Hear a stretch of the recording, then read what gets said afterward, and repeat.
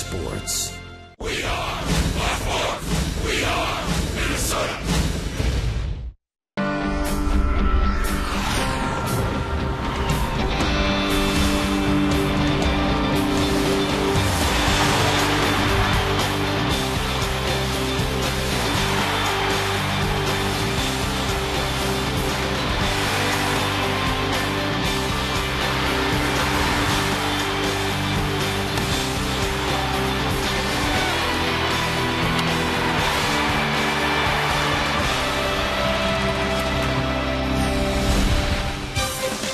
It should be a fun night of baseball at Target Field. The weather is absolutely perfect, and two teams playing pretty good baseball right now, the Tampa Bay Rays and the Minnesota Twins. The Twins have positioned themselves now between Cleveland and Kansas City, still hopes of getting past the Indians into third place in their division. And the Rays, even though they've had a lot of injuries, are right there in the wild card race and 6 games behind the first place New York Yankees. Gorgeous Friday night at Target Field. Dick and Bert with you for Game 1 of this series. The Twins coming off a very good road trip where they proved once again that when you boil this game down, it all comes down to hitting. No. Pitching. Now, on this road trip, the pitching was good, but the offense for the Minnesota Twins, it really has been red hot. It's getting some big key hits, and that allowed the Twins to score over 6 runs a game.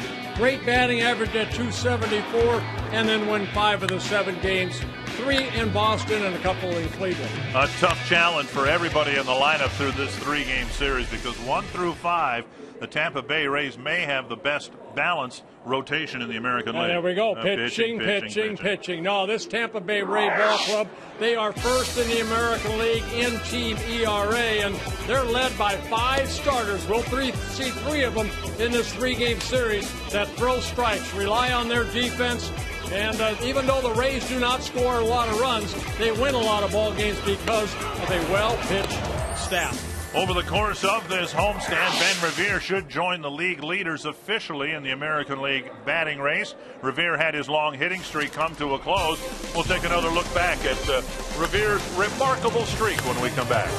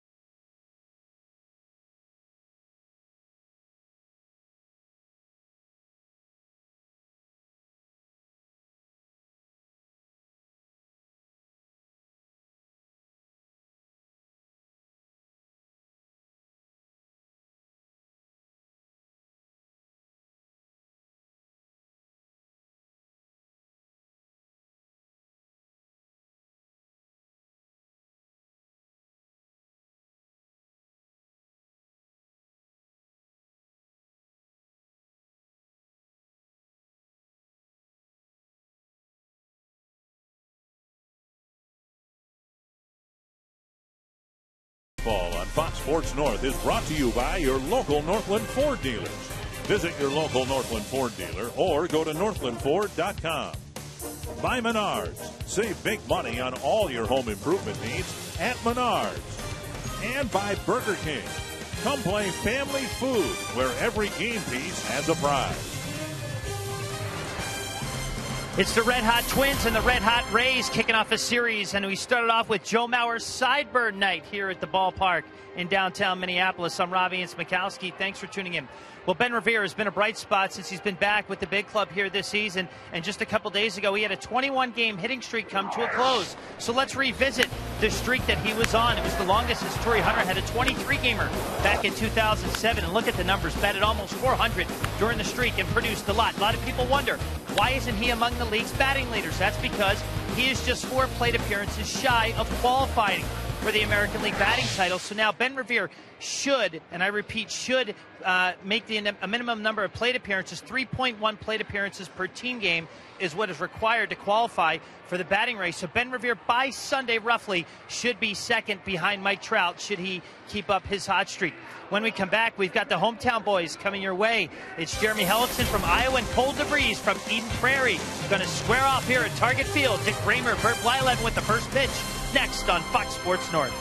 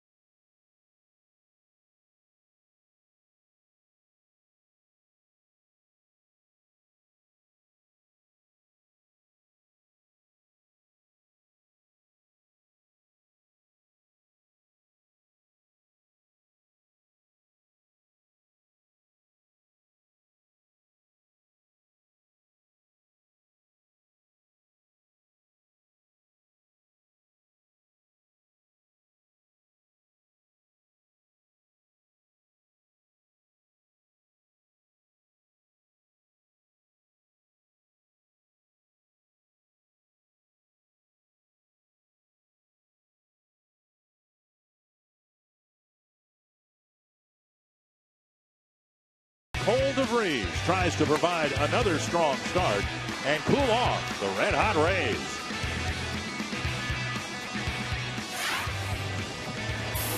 And the Twins take the field, having not played the Rays since April. Tampa Bay took 2 out of 3 down in St. Petersburg earlier this year on an absolutely perfect night for baseball. And incredibly, in the American League, there are 5 teams within a game and a half of a wild card lead, and Joe Maddon's Rays are one of them. Yeah, Joe Maddon in his 7th season as manager of the Rays, a 2-time American League Manager of the Year, once in 2008, and then a couple of years ago. The Menards batting order for Joe Maddon and the Rays. Desmond Jennings leading things off. B.J. Upton hitting second. Matt Joyce, Evan Longoria, Ben Zobrist, Carlos Pena, Jeff Keppinger, Ryan Roberts, Jose Molina. You look at the batting averages on the right, you can see the biggest flaw on this Tampa Bay team the lineup, which has not produced many runs this year. Yeah, only the Oakland A's hitting few less in the American League, hitting at 230, and it's the Tampa Bay Rays hitting at 231. Here tonight it'll be Cole DeVries making his 11th start for DeVries. He's pitched pretty well. His last win coming on June 30th, but over his last 6 starts, 0-1 with a 3.75 ERA, and 4 of his last 6 starts have been quality starts.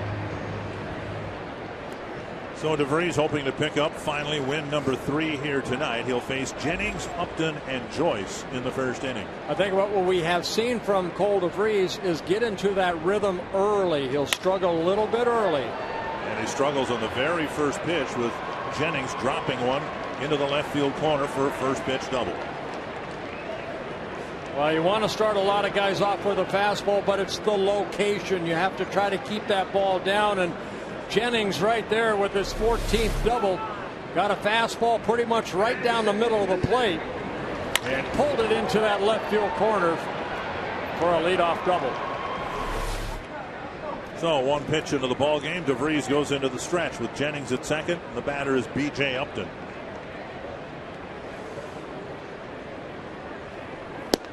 And he delivers a strike to Upton at the knees. 0-1. Better location of that fastball to get strike 1.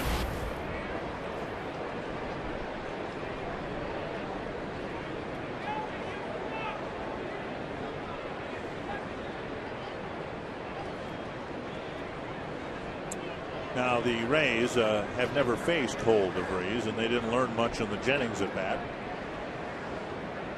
Yeah, look for the fastball down the middle. 1 strike to Upton. Breaking ball off the plate, and what DeVries just did prior to that pitch is going to be a point of emphasis, I think, for both staffs during this 3-game series, because both teams like to steal bases. Yeah, the Rays with 94 stolen bases on the year, most in the American League. Twins right behind them with 90. 1-1 to Upton, and time called with DeVries looking back and forth between second and home plate. Yeah, it's going to be up to the shortstop and second baseman, your middle infielders, if there's a runner on second, like Jennings. He's got 19 stolen bases in 20 attempts. Just make him stop. Don't let him take that walking lead. Punch to right center field. Revere with the call. The catch. Jennings with the tag. Revere's throw is a strong one, but offline. That was maybe the strongest throw in terms of distance thrown we've ever seen Ben Revere make, but it was off target. Yeah, he airmailed it right there. He got behind the ball nicely, and that's what you want to do. Get behind the ball, and then once you catch it, make a good strong throw. But the throw, you can see Carroll has to come off the bag, and Jennings moves to third. So Morneau to the mound to have a chat with DeVries. Matt Joyce hitting third in this lineup, but for a third place hitter, Joyce's numbers fairly modest, hitting .270, dozen home runs, and just 38 runs batted in. Corner infielders playing up, middle infielders back. Ball 1. Let's take a look at the GMC keys to the game, and it comes with Cole DeVries in that first inning. Very high ERA. After the first, settles down, takes that deep breath, and it's been very, very consistent after the first inning. Joyce takes a strike, and it's 1-1. Now, Joyce has spent some time on a disabled list this year with some lower back tightness. Missed about a month. All-star for the Rays last year, his first all-star appearance. High fly to deep right field. And Joyce starts the series with a 2-run homer. The back didn't bother him on that swing. Matt Joyce hitting his 13th home run of the year. And those numbers we just showed you on the GMC keys to the game. It's that first tough inning for Cole DeVries. A fastball, and Joyce opening up with that uppercut swing gives the Rays an early 2-0 lead. So a pair of extra base hits. Only 1 out, and here's Evan Longoria. Ray's very happy this man back in the lineup. He missed 85 games. Off the plate, ball one. Has just 94 at-bats on the season.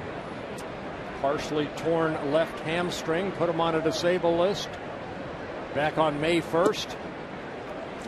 Now the Twins hope that he does not get on base, except for the times when they may put him there intentionally. But once he gets there, he is not going to be able to do much running. 3-0, and the Twins pitching Longoria very carefully here with Zobrist on deck.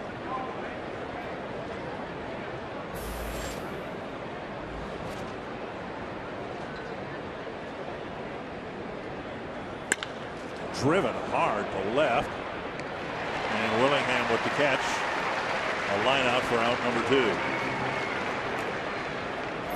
The Twins out in the field have Willingham in left, Denard Span in center, Ben Revere in right, Jamie Carroll at third, Dozier and Casilla up the middle, Morneau at first, and Joe Mauer behind the plate.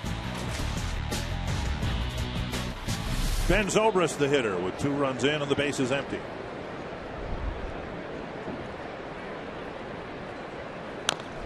Tapper, a foul, 1 strike. Well, one thing Joe Madden likes to have is players that play all over the place, and this is what Ben Zobrist brings with him. Starting at shortstop, only the second time he started at shortstop for a while. He'll play second, he'll play the outfield. Zobrist, the switch hitter. 9 home runs as a left-handed hitter.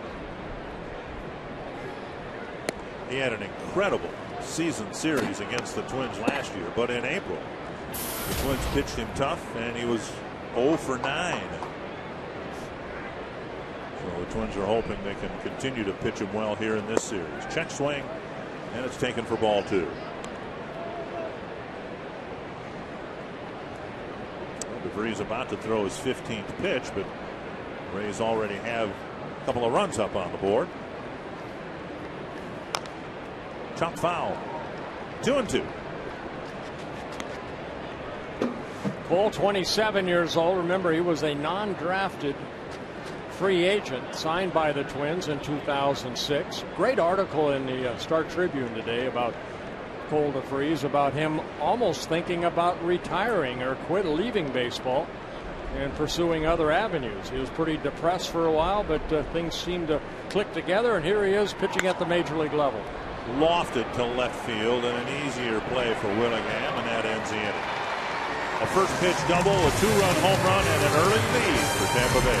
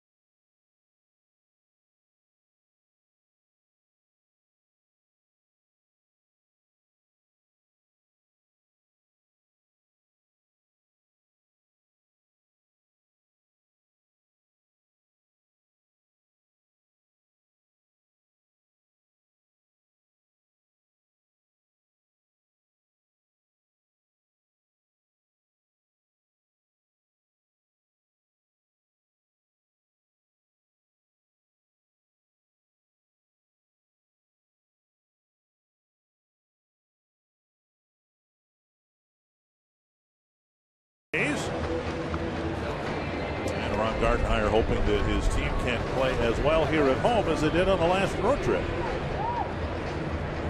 Winning record against the Rays, but over the last few years the Rays have had the better of it. The Menards batting order for the opening game of the series has Denard Span leading off, Ben Revere second, Joe Mauer third, Josh Willingham, Justin Morneau, Ryan Doman, Alexi Casilla, Brian Dozier, and Jamie Carroll.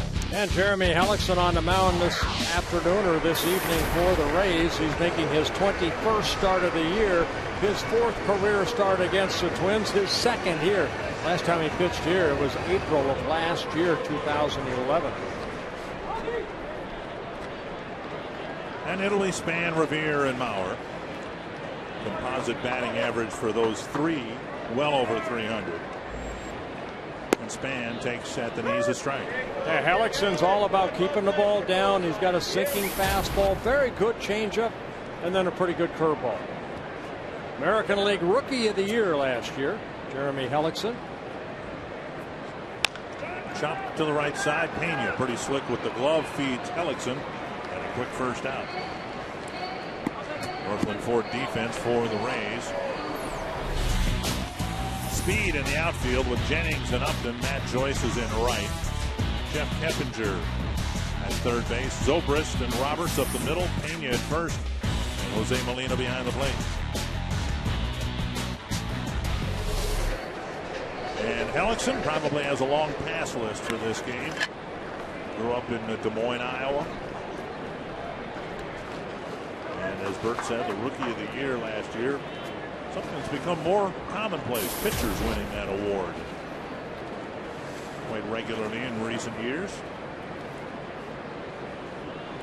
Inside, ball one to Ben Revere. He had a good year last year, 13-10 and 29 starts, an ERA under 3. Worked 189 innings, gave up only 146 hits. And Revere takes inside 2-0. Trying to start a new hitting streak after having his long one broken in the series finale in Cleveland. Down the middle, 2-1. A lot of the Twins, like the Rays against DeVries, have not really had a lot of at-bats against Hellickson. And some of the bats they have not been very good. Sliced foul, 2-2. Ben Revere has never faced this right-hander. Ron Gardenhire trying to make the point on that issue, saying, yeah, but we play him a lot in spring training, and of course those are spring training at bats, not regular season at bats. Right. 2-2. Hellickson to Revere. Slow roller. Zobrist fires and gets Revere by a step, 2 down. So a jam shot and a slow roller to Zobrist, who makes a good play.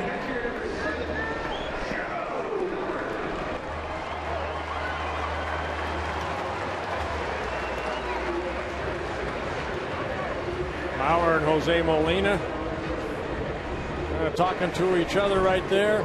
Molina in his first year with the Rays doing a good job of handling a very good pitching staff.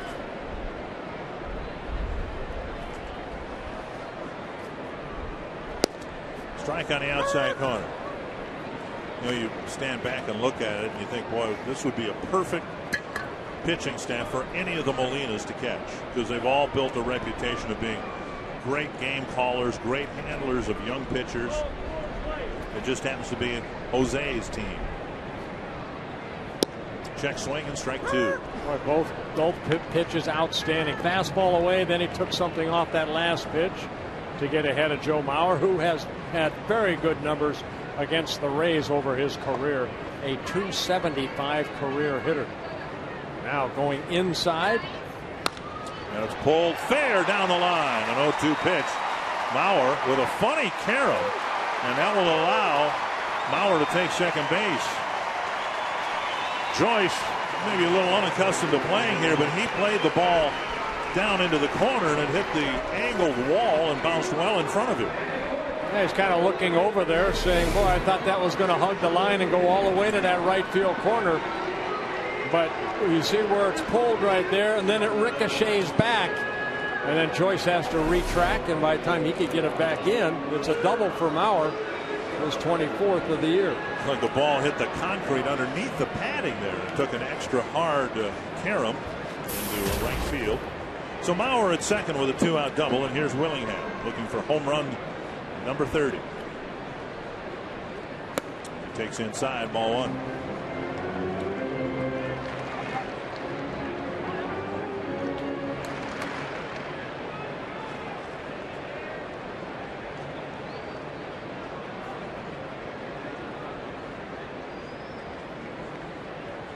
Swing and a miss, 1-1. Yeah, good changeup right there.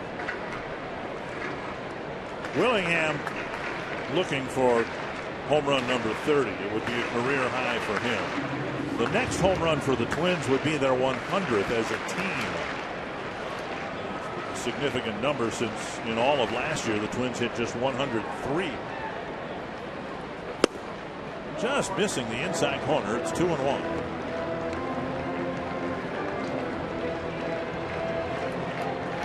Willingham clearly has led a power resurgence on this Twins team that's been very welcome for Ron Gardenhire.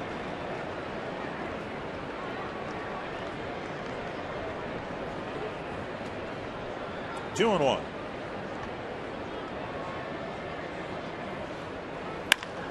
That's bounced through the hole into center field. Mauer around third.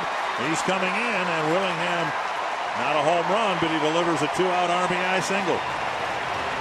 Well, Ben Zobrist, the shortstop, he was pulled over toward the third baseline, thinking that Willingham's going to pull the ball more than he will up the middle.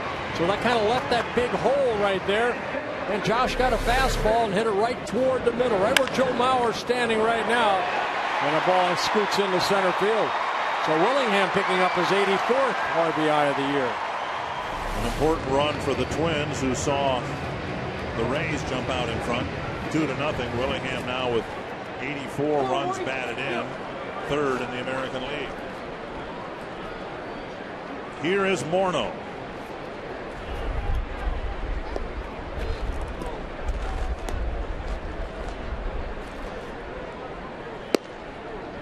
Clips the inside corner.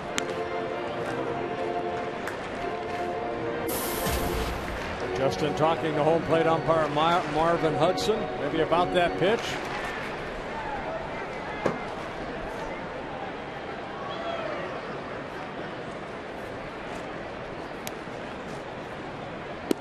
And that's outside, 1-1. Morneau with a really good road trip. He had a really good homestand a week or so ago here at Target Field.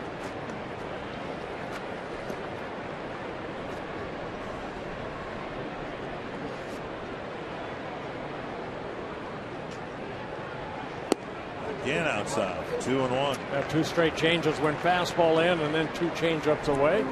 And Molina out to talk to his right-hander.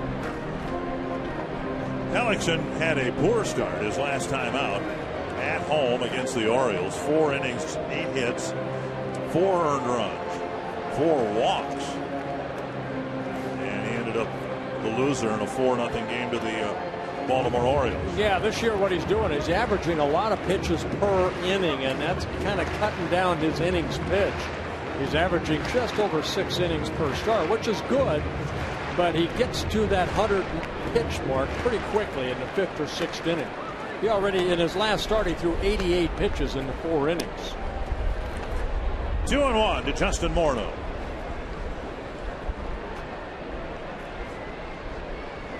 Three and 0.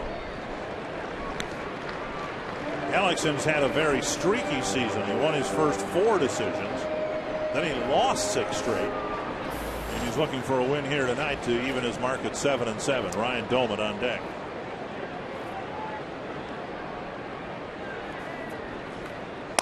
Right off the end of the bat, Zobrist to his left gets Morneau with a nice play right off the end of the bat. A little roller headed up the middle, but it's the 3rd out of the inning.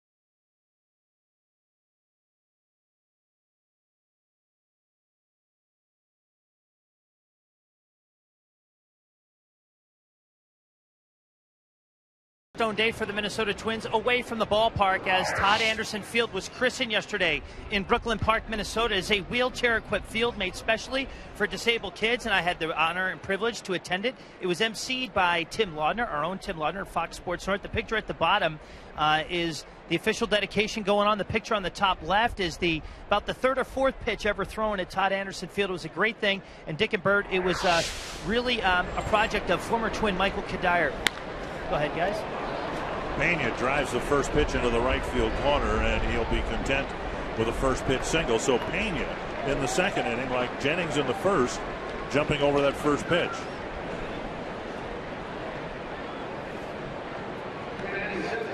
Hey, Robbie, let's hear some more about that. Well, 2 years ago, the Pepsi Refresh Grant, the Twins competed. They were one of 14 Major League Baseball teams competing for the money. I believe it was $200,000 to any charity. Michael Kadire really pushed the vote. The Twins won the vote a couple seasons ago. The construction began, and last night was the grand opening. A statement was read from Michael Kadire, where, of course, he was sorry he couldn't attend. Obviously, he's now with the Colorado Rockies, but still very near and dear to his heart. It was a great day for everyone, and a great day for President Dave St. Peter and the rest of the Twins organization, guys. Keppinger goes after the first pitch and bounces it into the crowd. One strike. Yeah, what a great event, and congratulations to the Courage Center and Michael Kadire and the Minnesota Twins Community Fund, everybody involved in that. I'm sure Michael Kadire from Colorado and Harmon Killebrew from above smiling at the events of yesterday. That was one of Harmon's pet projects too. One strike to Jeff Keppinger.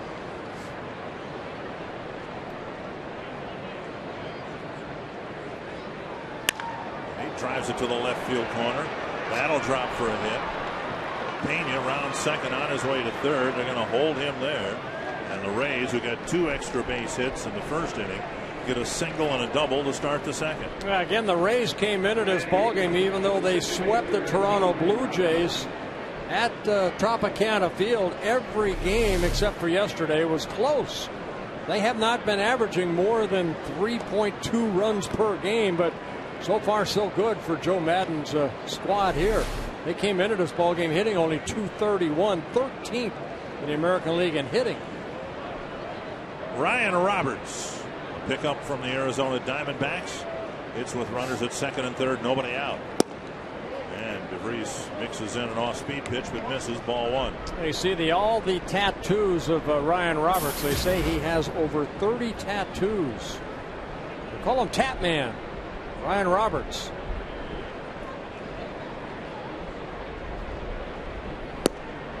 Strike on the outside corner. Other than jumping on some early fastballs in the counter on Comer, what are these Rays hitters doing to Cole DeVries? Well, it just looks like to me, first of all, they're looking hard and they're looking for the first couple pitches. When you get a guy that's a control pitcher, you know he's going to have to attack the strike zone early in the count and then try to pitch around the strike zone. To me, the one thing that Cole has not done, other than this at bat, is start guys off with something off speed. He's been going hard, and his command, as Bert said, hasn't been great so far early in the game. He's left some pitches in the middle. He has to throw off-speed pitches early in the count, even the first pitch, to keep these guys off the fastball. 2-1, and the pitch sliced foul. 2-2. It looked like an off-speed changeup right there, but this is now 23 pitches. I don't believe he's gotten a curveball over for a strike. He's tried to curveball the slider, but they've all been out of the strike zone. So if you cannot get your secondary pitch over, whether it be a curveball or a changeup, they're going to sit on the fastball. Doesn't that make sense, Ron?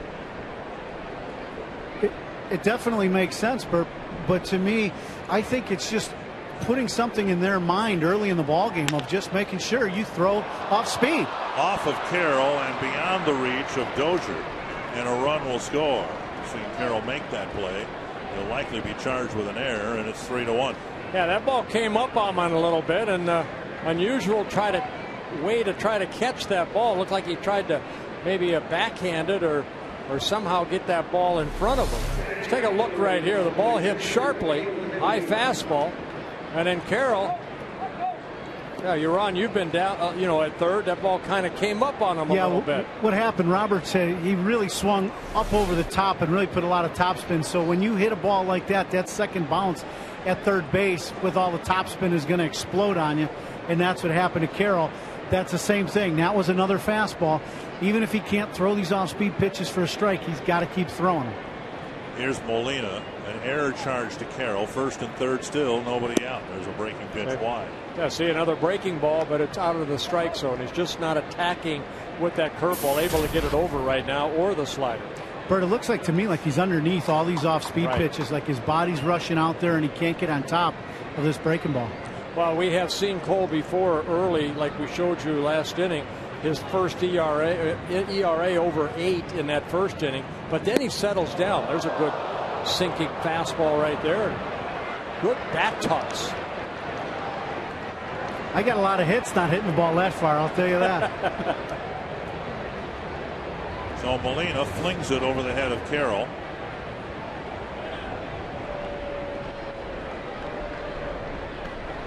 Well, that one had some good sink on it right there, that fastball. Molina. Let's take a look right here. Good fastball down and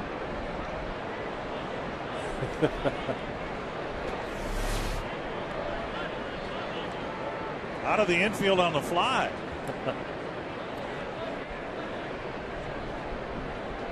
One and one to Molina.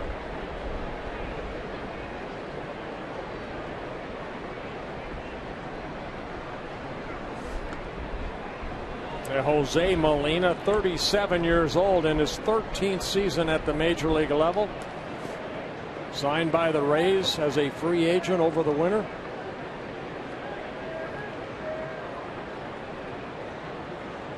One and one for the Rays catcher.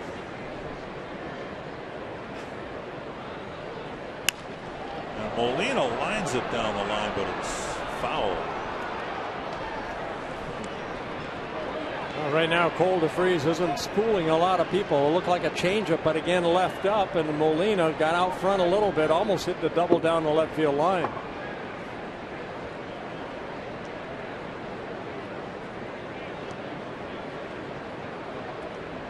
DeVries, of course, not a strikeout pitcher and more of a fly ball pitcher. He's gotten one ball hit on the ground, and that was the one hit to Carroll that he couldn't handle.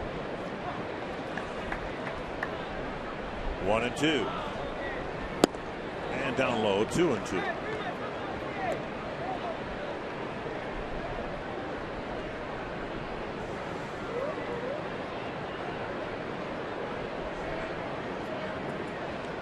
Rays already leading 3-1.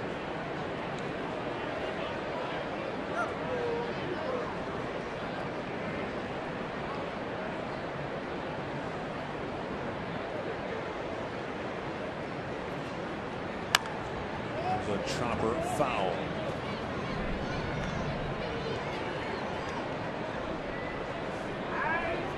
DeVries has already been touched for 4 hits, 3 runs. Now the strikeouts we have seen Cole get a lot. I'm going to say 2/3 of them are on that good curveball or the hard slider. See if he can get a big strikeout here. Runners at the corners, nobody out. He's had only 3 double plays turned behind him. And a breaking pitch punched into right field, and it's 4-1. That's kind of a roller right there. It just didn't have that bite on it. So Molina goes the other way, picks up an RBI, his 17th of the year. And it's a 4-1 ball game. First time through the order, and Cole DeVries has retired just 3 batters. Yeah, that looked like the slider right there. Good piece of hitting by Molina, just taking it the other way. Rick Anderson, the pitching coach, out to talk to Cole. Quick trip to the mound. Now we saw Andy on the road trip make a couple trips out to the mound, and the next pitch were double plays. So we'll see so if you it think works like this a time. 1-hopper to Carroll, step on the bag, around the horn triple play? That would be nice.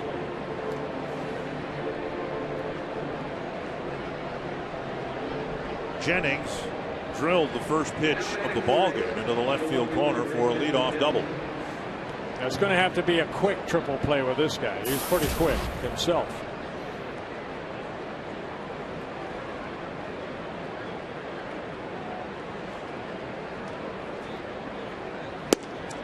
And a breaking pitch over for strike 1.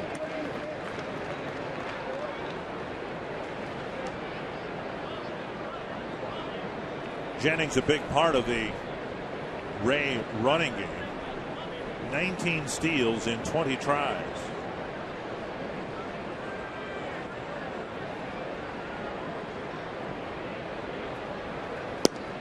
A little bit low, 1-1. Ray starting off on a 10-game road trip. Despite all the injuries, including the key injury to Longoria, they've got the same record after 111 games that they had last year when they ended up on the last day of the season getting into the playoffs.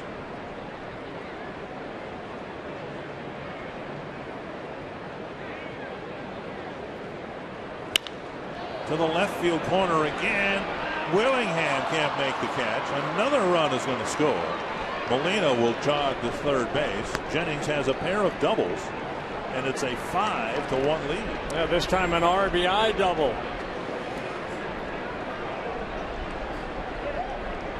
Still nobody out in the second inning. Well, take a look at the pitch right here. Jennings pulling that ball, and Willingham almost made a great catch. Just about a glove short.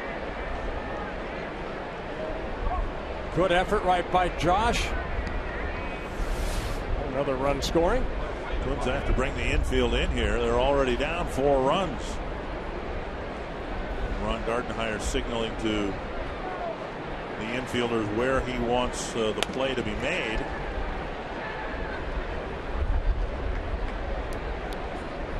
One strike, a foul off the end of the bat to B.J. Upton.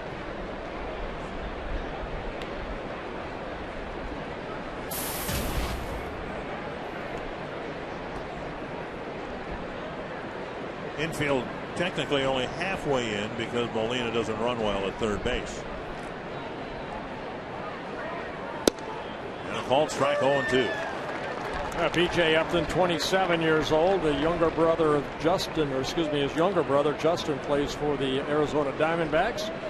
For B.J., this is his 8th season with the Rays. About a week ago, on the same day, both Upton brothers hit their 100th career home runs. Two great athletes. 2 strikes to B.J. with nobody out. And Mauer with the block and the catch, 1-2. Rays at 59 and 52. They've kind of been, I don't know, hanging in the weeds all year long. And the Yankees have had at various times a comfortable, kind of an edgy lead in the division. But in the wild card race, the Rays are right in the middle of it. Up high. 2-0, or 2-2 rather. And already 36 pitches for DeVries, who's looking for just his 4th out.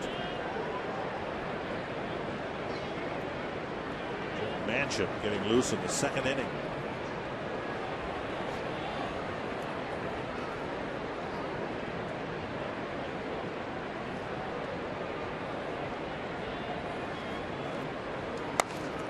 And a breaking ball flipped foul just over the Twins dugout.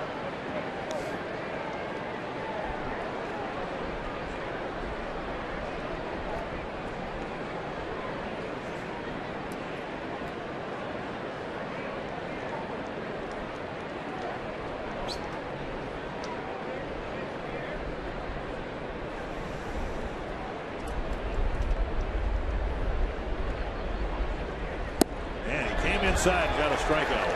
Big strikeout right there. Good sinking fastball. And DeVries get the first out of the inning. Good movement on this pitch, down and in. Out of the strike zone, but Upton swinging through it. And now Matt Joyce clubbed a 2-run home run in the first inning.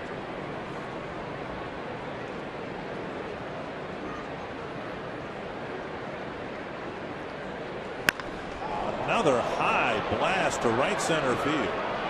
Span hoping for a bounce, and he'll get one, but it's going to score 2. And Joyce with a home run and double in the first 2 innings, and already 4 runs batted in. Boy, such a sweet swing right there, Matt Joyce. Ball looked like it was going to leave the ballpark, but it kind of came down right on top of that wall out in right center.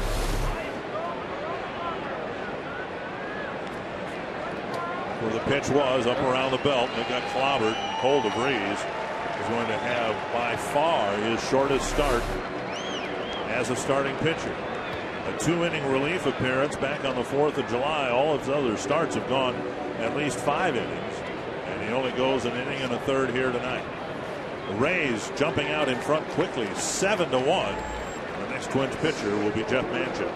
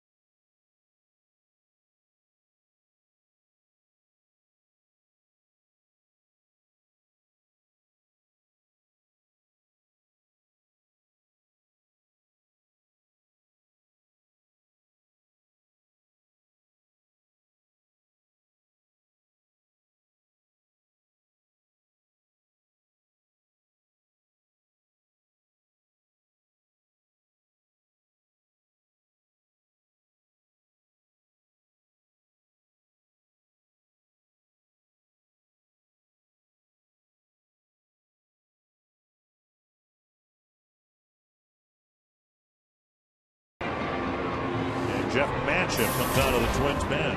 Yeah, Manchip up and down with the Twins a couple times this year, making his 11th appearance.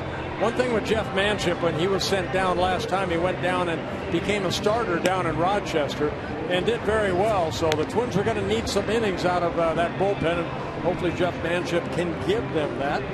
He last pitched on Tuesday in Fenway Park. A couple innings out of the bullpen. You know, so many things, so many different possibilities regarding the Twins roster, with Trevor Plouffe coming back hopefully in just a couple of days. And one of the options was to cut back from a 13-man pitching staff to a 12-man staff, because the Twins rotation had done a nice job taking care of innings. And then just when you start anticipating that might happen, you get a short start from DeVries. Well, throughout the season, you're going to have short starts from your starters. You know, Cole DeVries, you know, you wait 5 days for that one opportunity, and it's not successful. So, yeah, let's hopefully this is the only one in this whole for a while. And a first pitch, breaking ball over, strike one to Evan Longoria. Longoria on a 3-0 pitch, lined out to Willingham in left field.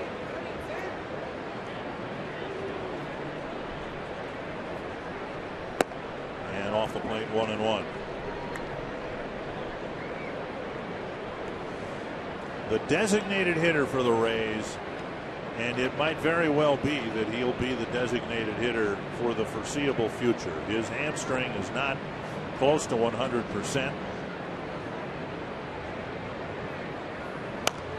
But the Rays, with this congested wild card race that they find themselves in, realize that every day without Longoria in the lineup might be that one day that will cost them a postseason berth.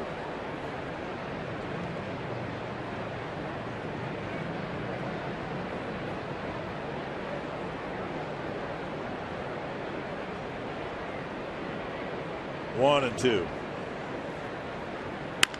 To left center field, and that's down for a hit. Another run will score, and Longoria hits one to the gap and just jogs gingerly to first base. An RBI for Longoria, his 23rd of the year. It's 8-1, and Zobrist will hit. Well, good extension on a ball away. Good solid contact. Hitting that ball to left center in front of Span. And Joyce scoring for the second time in a ball game.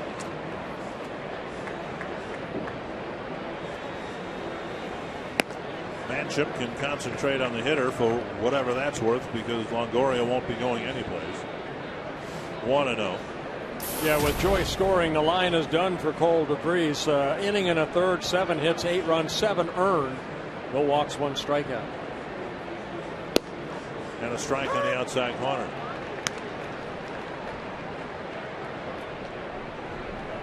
Zobrist with a fly to left his first time up.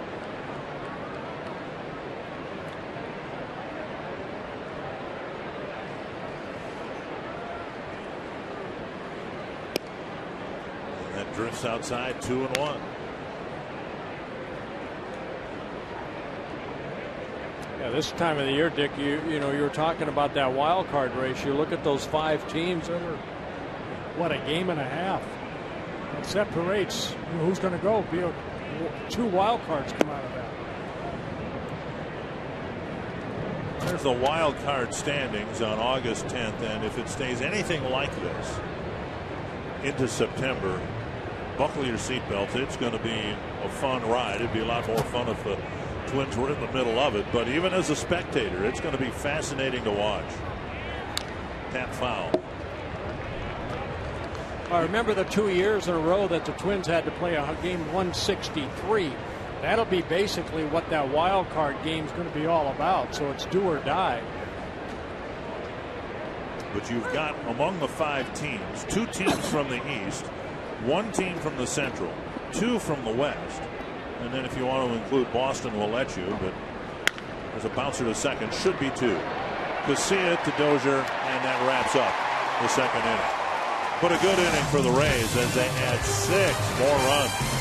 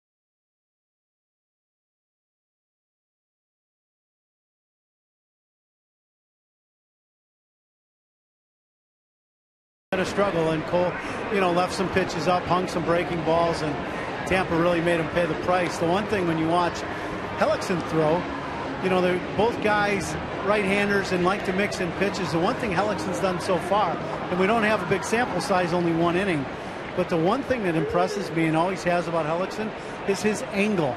And you watch, he gets set and the pitch goes down to the zone, and he really pitches with great angles. So that means it's tough to pick up his breaking pitch. Both pitches come out of the same slot, and then one dives down, and then his fastball has good life to it. So the one thing Twins hitters are going to have to do is try to get his pitch up in the zone. And it changes speeds well right there. Behind an account or ahead an account right there, pull the string and dome it out front. 90 miles per hour, backs it off to 79. He's not a big guy, 6'1", but you still can create that angle. And he does a good job of that, like Ron was saying. And he can field his position pretty well, too. 1 down. Alexi Casilla will bat next. The NFL is back, and Fox's preseason coverage begins Thursday, August 16th, as the Bengals take on Matt Ryan and the Falcons. And on Friday, August 17th, Matt Stafford and the Lions head to Baltimore to square off against Ray Lewis and the Ravens. Coverage of both games begins at 8 p.m. Eastern. That would be 7 p.m. Central. Very good. Let me extend it. 6 p.m. Mountain Time. Wow, you're on a roll. 5 p.m. Pacific. Only on Fox. Here's Casilla. How about in Hawaii? I've never been there. What is that? 6 hours difference, I believe someone told me. Okay, what time would it be? Well, then? that'd be 1 o'clock in the afternoon then. Here's Casilla taking 1 strike.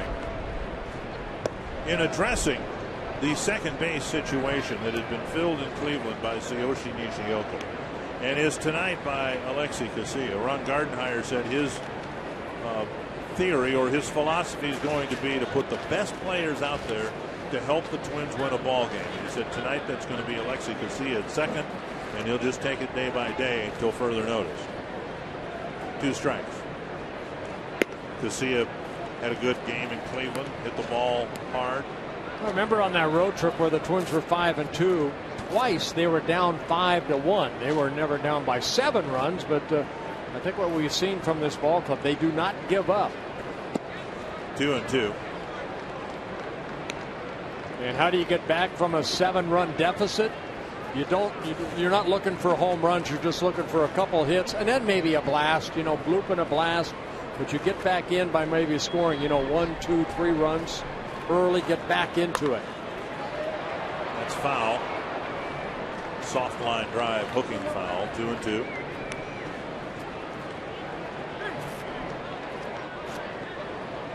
Hellickson missed some time earlier this year with some shoulder problems, missed a couple of starts.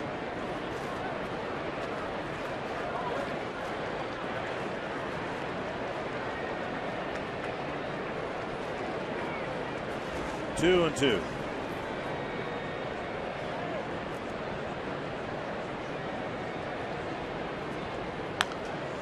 The Rays have been the envy of mid to small market teams for the last several years now on a lot of fronts, and one of the main reasons that they are a team to emulate, they had a streak broken earlier this year of 234 consecutive starts made by players they had drafted and developed. Check swing right there, and Casilla kept the bat alive. But can you imagine that? 234 starts from their own draft picks. No free agents. They're not really a free agent player at a high level. 2-2. And that is just foul. Well, remember the Rays were always in last place, so they had the opportunity to make some pretty good draft picks. So, there's a lot of #1 picks out on the field out there. Hellickson himself signed out of high school, Hoover High School in Des Moines, Iowa. He was our #4 pick in 2005. And Casilla hits a towering fly ball back into the seats. I suppose any team can do what the Rays did with that stat, but to be able to run out the likes of David Price and Hellickson and Shields and now Matt Moore, guys like that, that's remarkable. Yeah, and they have another one, Alex Cobb, that's supposed to have pretty good stuff. So some young, talented kids that are throwing strikes. 2-2 to Casilla. And he takes outside. Casilla having quite a battle here. Now their starting staff, the Rays starting staff, combined ERA of 3.53. That's the best in the American League. And that is a called third strike. Casilla thought it was ball 4, and instead it's out number 2. Well, it's a fastball down in the strike zone. And Marvin Hudson, see what Fox Track says. Oh, pitcher's pitch, good pitch. Well, Hellickson picking up his first strikeout. 2 down, and that'll bring up Brian Dozier.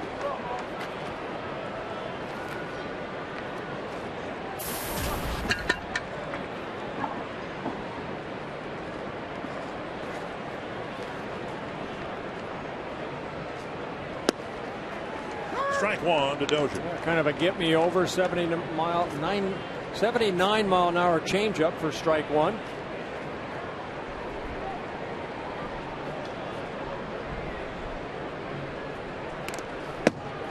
Dozier swings at one off the plate, taps it foul, 2 strikes.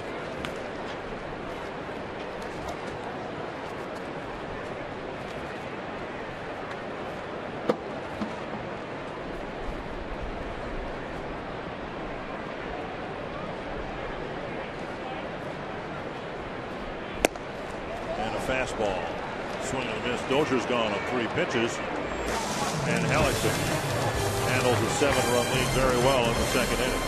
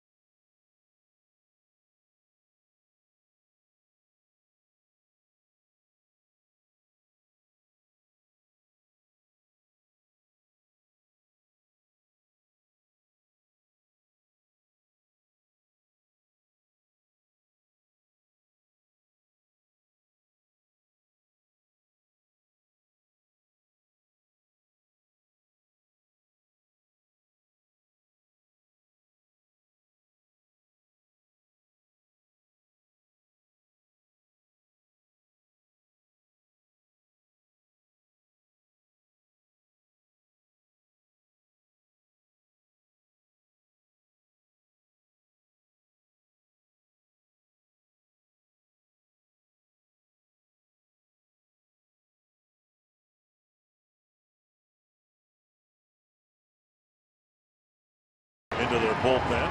You can vote for the Arby's value player of the game. Text the word value, followed by a space in the player's name to short code 234-234. Willingham's RBI single. The only notable thing that's happened so far for the Twins. Carlos Pena, Jeff Keppinger, and Ryan Roberts will hit in the Tampa Bay 3rd inning. Yeah, Pena got the 2nd inning going with a base hit. Jumped on the first pitch, cracked a single into the right field corner.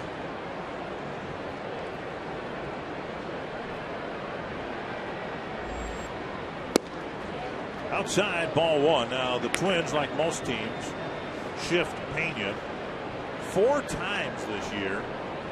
This slugger, who comes into the game with a sub-200 batting average, has beaten the shift with a bunt single 3 times against Toronto. So not in this situation, surely, but if the Twins continue to shift him, Pena has succeeded in doing what Ryan Doman's tried a couple of times. Saw Justin try it once. Joe Mauer will try it once in a while. But 4 bunt singles is a lot for a guy who's slugged his way through the major leagues as long as Pena has. But then you look at his batting average and you think maybe he hasn't done it enough. I mean, that's Pena. I mean, he's going to hit home runs. He's got over 260 home runs. Up the middle and playing behind the second base bag is Dozier, 1 down. He's never been a big average hitter, a guy that can drive the ball out of the ballpark. Good news for the Twins in the power department. The Sanford Health Injury Report. Trevor Plouffe took batting practice here He's going to begin a rehab stint in Rochester tomorrow. Then he'll go with the Red Wings to Lehigh Valley, play on Sunday, and then the hope is he'll be back here to start the Tiger series on Monday night. Twins just didn't want to take the risk of him re-injuring the thumb during the game, and then you're set back another 15 days at least. Well, like Artie said, you know, in batting practice, you're having somebody, Scotty Alter, whoever's throwing batting practice, it's, you know, 50, 60 miles an hour, maybe 70 at tops. And, you know, it's not like facing a 90-mile-an-hour fastball, especially if they pitch him in again and he ends up jamming himself.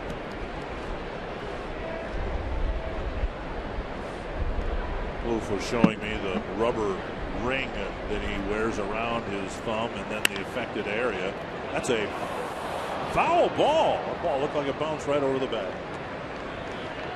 So a foul ball to Keppinger will bring him back. Brian Runge, unless he was yelling at Jamie Carroll, really didn't show, you know, whether it was foul or fair. You see it hitting foul territory, but now it's coming back. And does it go over the bag? No, that was a foul ball. Foul ball. Yeah. 1-2, Keppinger. Well, the Rays obviously have missed Longoria. They've had 8 different third basemen play this year. Keppinger, one of them.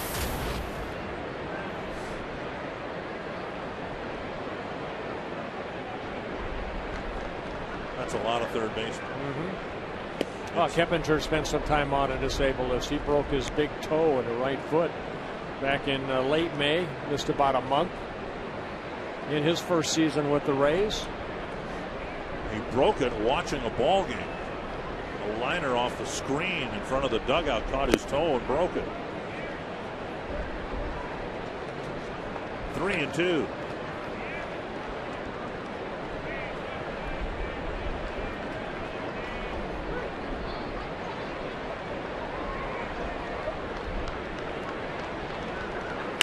Bouncer to short. Dozier gobbles it up. 2 down. So Manship, for his part, has pitched to 4 men and gotten 4 outs. And that'll bring up Ryan Roberts. Roberts hit the 2-hopper toward Carroll with a lot of topspin, and then too, it looked on one of the replays like it might have hit right on the edge of the grass of the dirt area. At any rate, Carroll was charged with an error. And then the Rays went on to score a few more runs after that.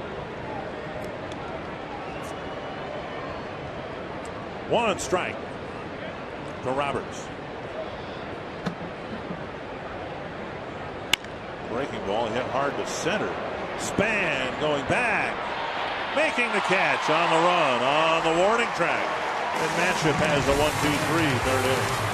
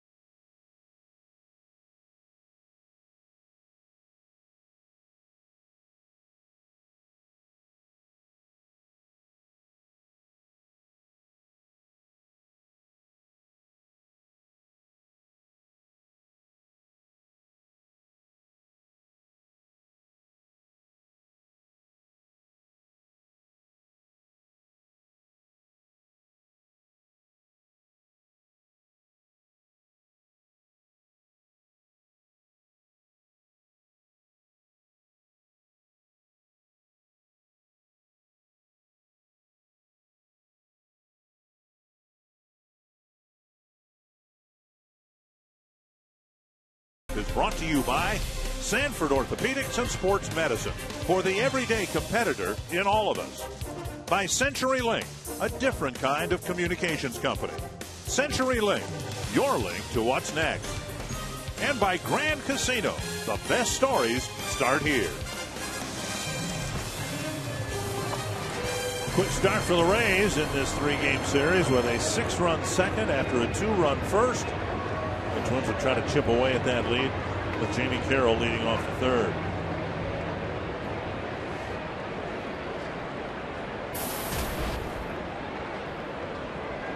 Carroll, Span, and Revere facing Jeremy Hellickson in the first pitch off the plate, ball 1.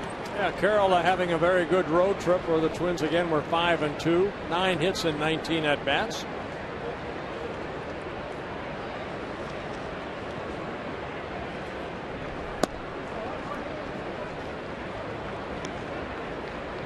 And 2-0. I want to say one happy 100th birthday to Helen Glow, Fargo, North Dakota Assisted Living Complex. She had her 100th birthday yesterday, same day that Drew Butera had his 29th birthday. But Helen, happy 100th to you. No, I checked with Drew. He does not want us to sing happy birthday on the air. I don't know about Helen. You think Helen wants us to sing happy? I bet she does. Go ahead. You start. No, I said us. Oh, you start. Jamie Carroll with a 2-2 count.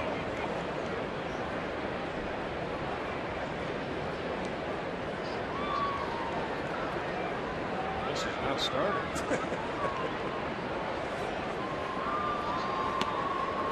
And now 3-2. What you've seen from Hellickson in the first couple innings, just fastball, changeup, and then he'll drop that curveball in once in a while, but mainly just fastball, off-speed pitch. There's a fastball, nice and easy delivery at 92. Rays have been impressed with that, but also his demeanor on the mound. He's just a young guy, a rookie of the year last year. It just looks like he's been there for 8-10 years already. 3-2 to Carroll.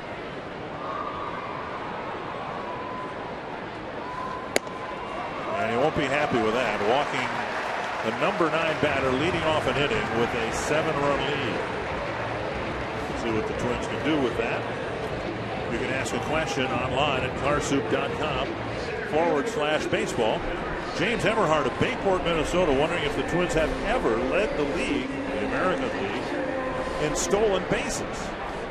Well, the Twins, I believe they did. Up there with the Rays. Here's Denard Span. And he takes strike 1. In 1997, the Twins finished second. That's their highest finish in stolen bases. They stole 151. Chuck Knobloch stole a club record 62 of them. Wow. And the Tigers stole 161 that year to finish first. 1 strike to Span. And up and away.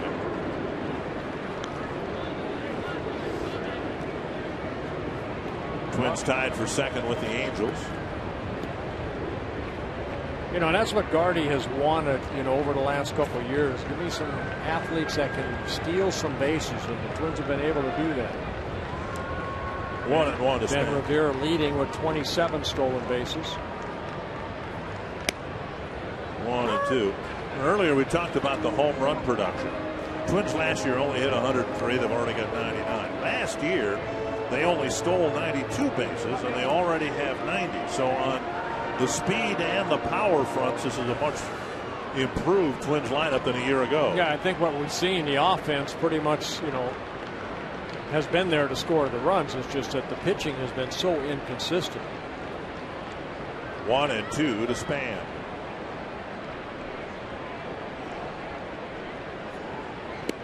Breaking ball off the plate, Yep, 2-2. There's that curveball, very rare curveball. He tried to sneak it and put it in that back door, but just left it up a little bit.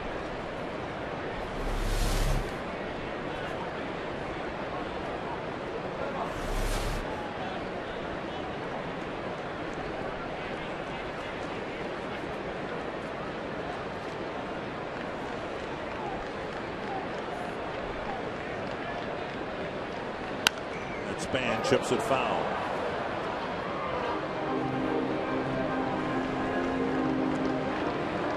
Span's batting average has flirted with the 300 mark, and now it's back down to 285. Expecting great weather throughout this whole homestand. And the Twins hoping to play as well during the homestand as they did on the road trip.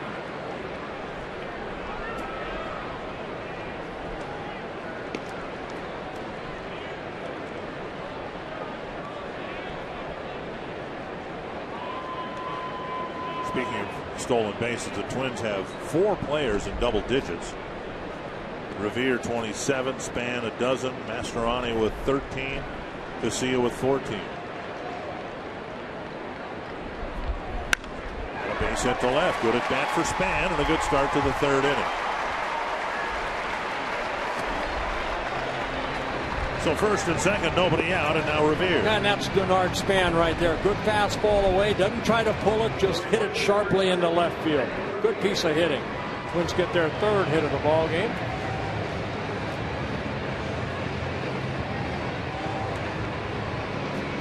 Marvin Hudson walking out toward the mound to try to break up the meeting between Molina and Hellickson. So now a big at bat for Revere as the Twins hoping to congest the bases, build an inning, nobody out. Middle of the lineup due up behind Revere, the likes of Bauer and Willingham, Morneau and Doman. Carroll battled to draw the walk. Span battled to get the single.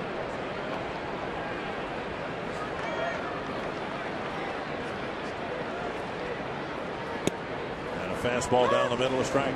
Well, I mentioned earlier the thing for Hellickson is his pitch count. Already at 50 pitches here with nobody out in the 3rd inning.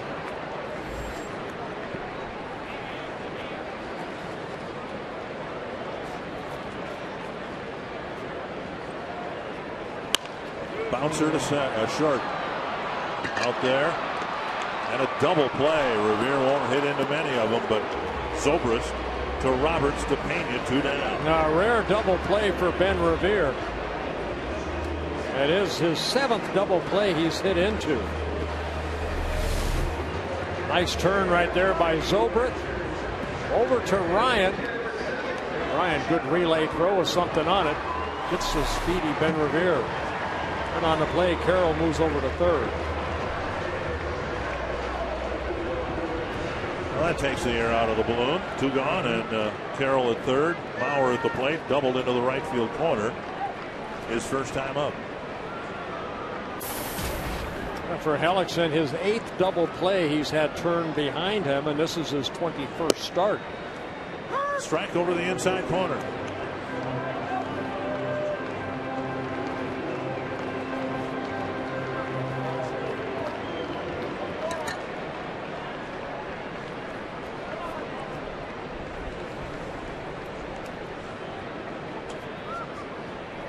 Hellickson last year won the Dick Siebert Award as the Upper Midwest Player of the Year, an award that 3 years prior had gone to Joe Mauer.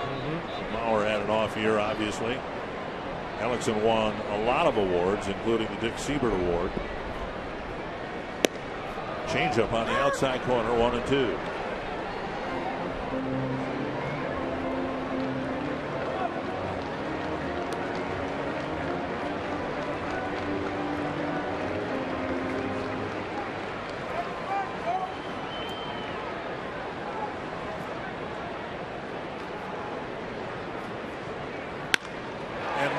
Rifles a base hit to left. Carroll scores, and it's 8-2. Mauer 2 for 2 against Hellickson, and he continues to blister the ball against Tampa Bay pitching. Yeah, again, he came into this ball game hitting .375 against the Rays, and picks up his 2nd hit for Joe Mauer, his 57th RBI of the year. Good 2-out hitting right here by Joe Mauer. Fastball about belt high, and hitting it sharply into left field. Carroll scores. It's an 8-2 ball game. And now Willingham, an RBI single in the first. And who scores the inning? This inning, that leadoff walk.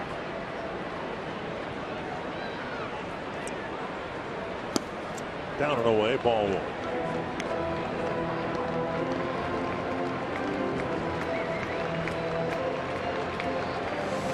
It's been a struggle for Hellickson here. He has given up 18 home runs on the year.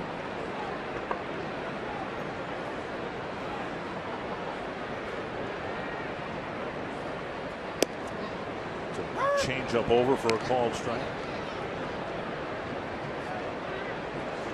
Every once in a while it seems like there's a young pitcher that comes along who gets it early and knows how to pitch. And Hellickson, as he proved last year, is that guy. He has a feel for pitching. Willingham looking for a fastball, so he throws him the changeup. Now the fastball down and away, 2-1.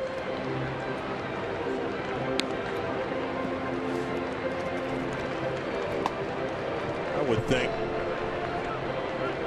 a pitcher, the one thing they need to avoid more than anything else is predictability in terms of what you're going to throw in any given count.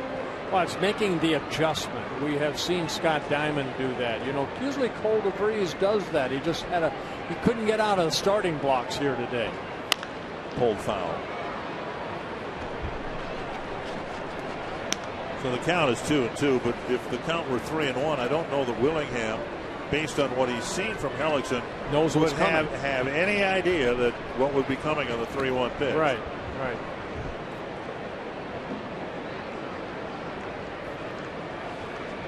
2-2.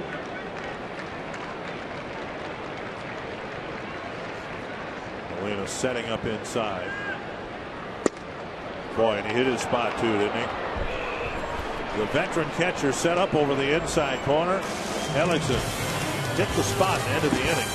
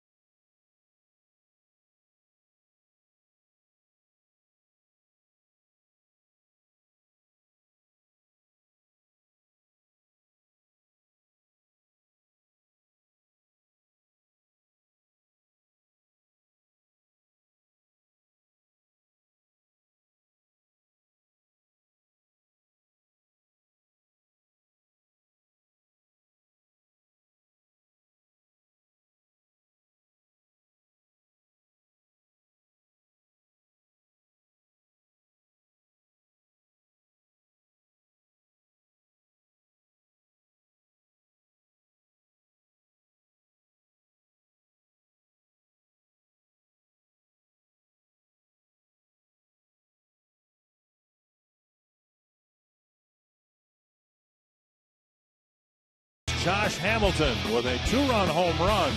Munchy crunch. Nice catch out there by the fan and the dance.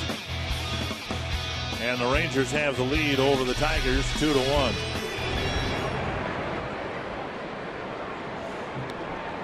And here it's 8-2 with the Rays putting together a 6-run second inning. Jose Molina in that inning punched an RBI single to right field.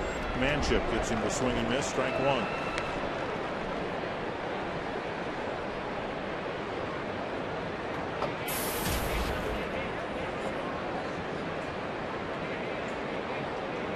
For Molina, the Rays, the 5th different major league team that he has caught for, starting with the Cubs back in 1999. Caught for the Angels after that, the Yankees, then the last couple years with the Toronto Blue Jays. And that's an organization, my Blue Jays. I was talking to Sal Butera, who advanced scouts for them. They have used 31 different pitchers already this year, a franchise record. 31 different pitchers. And the Rays took advantage of that. They just came to Minnesota after a 3-game sweep of Toronto. 2-1.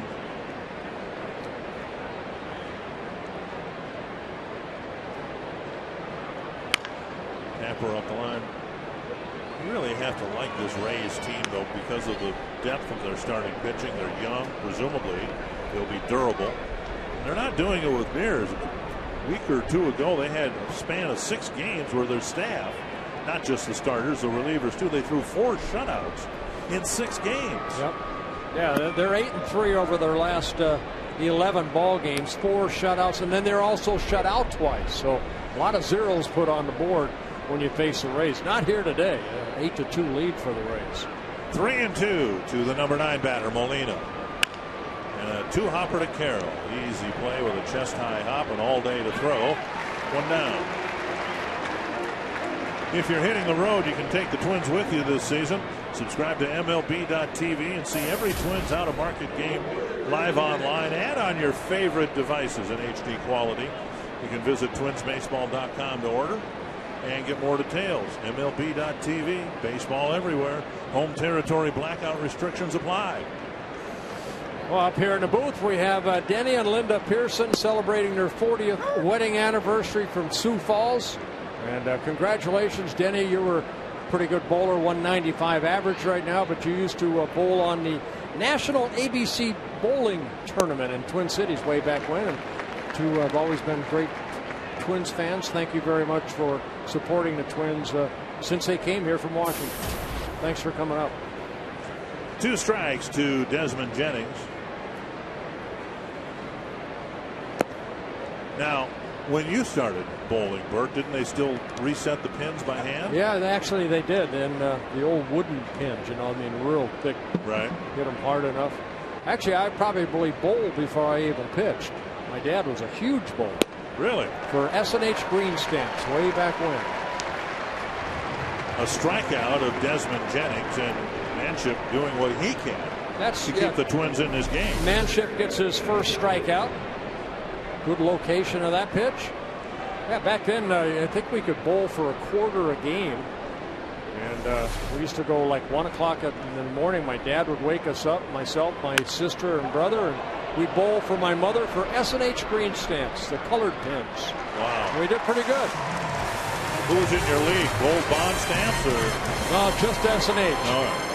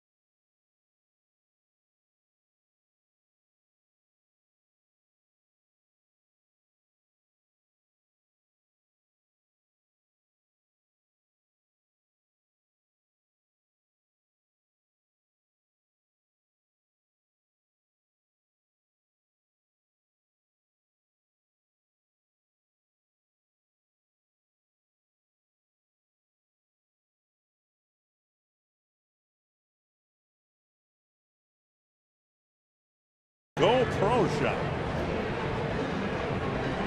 Twins hoping to chip How come away we at didn't this get thing. any Mauer sideburns in here? I told you, I still think I got mine from 5-6 years ago. I do not have mine anymore. I would wear them. Yeah. That's a long. Now that's some sideburns there. I like hers and hers and his. Well, on Joe Mauer's sideburn night, Joe Mauer is 2 for 2 with a run scored and a RBI single. Here's Justin Morneau leading off the fourth against Jeremy Hellickson. We all know how devastating Justin's concussion was 2 years ago.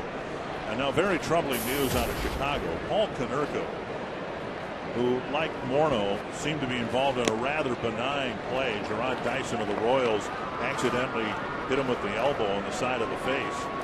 And Konerko reported concussion-like symptoms, and he's been put on the 7-day concussion list now. And well, it's just terrible for the game of baseball, because I don't know that there's anybody more respected in the game, at least in this league, than Paul Konerko.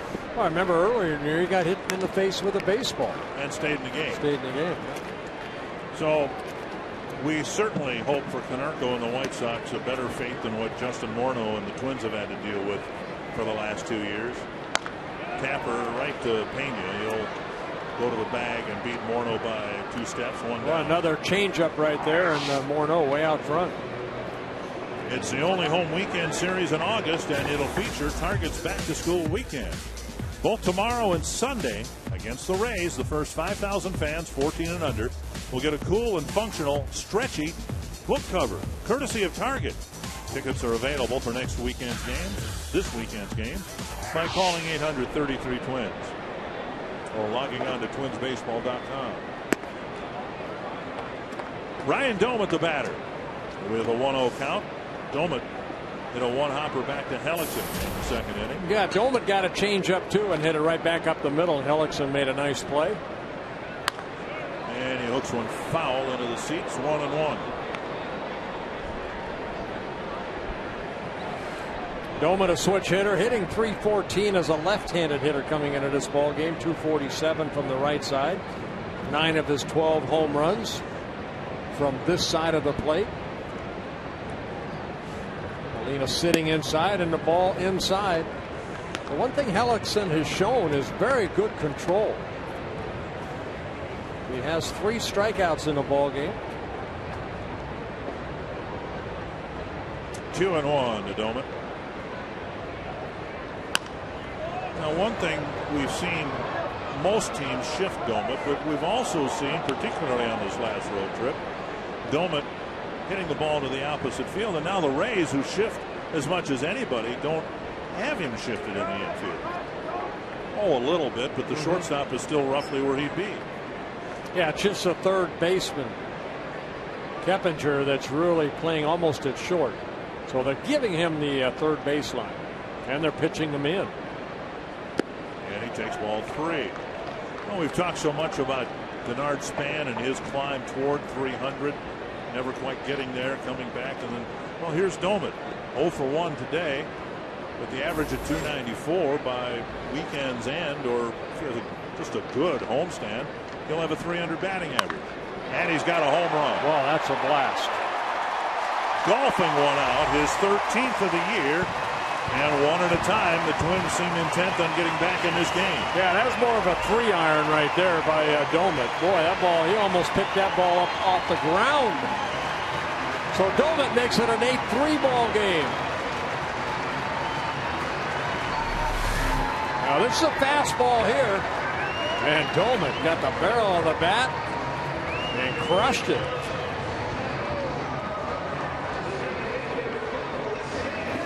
Doumit hits his 13th, the 100th home run for the Twins this year. And that'll bring up Casilla.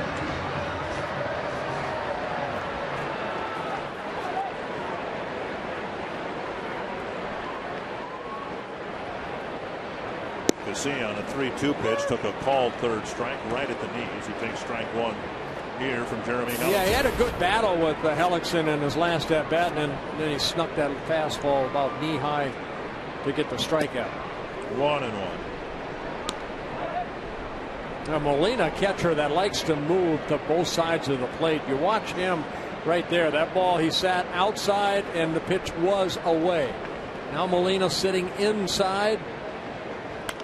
And the ball left out over the plate and foul straight back. I'm not going to ask who your favorite catcher was to have catch you, but who was the most active behind the plate in that regard, that would move from side to side? All of them did, because that's what I wanted.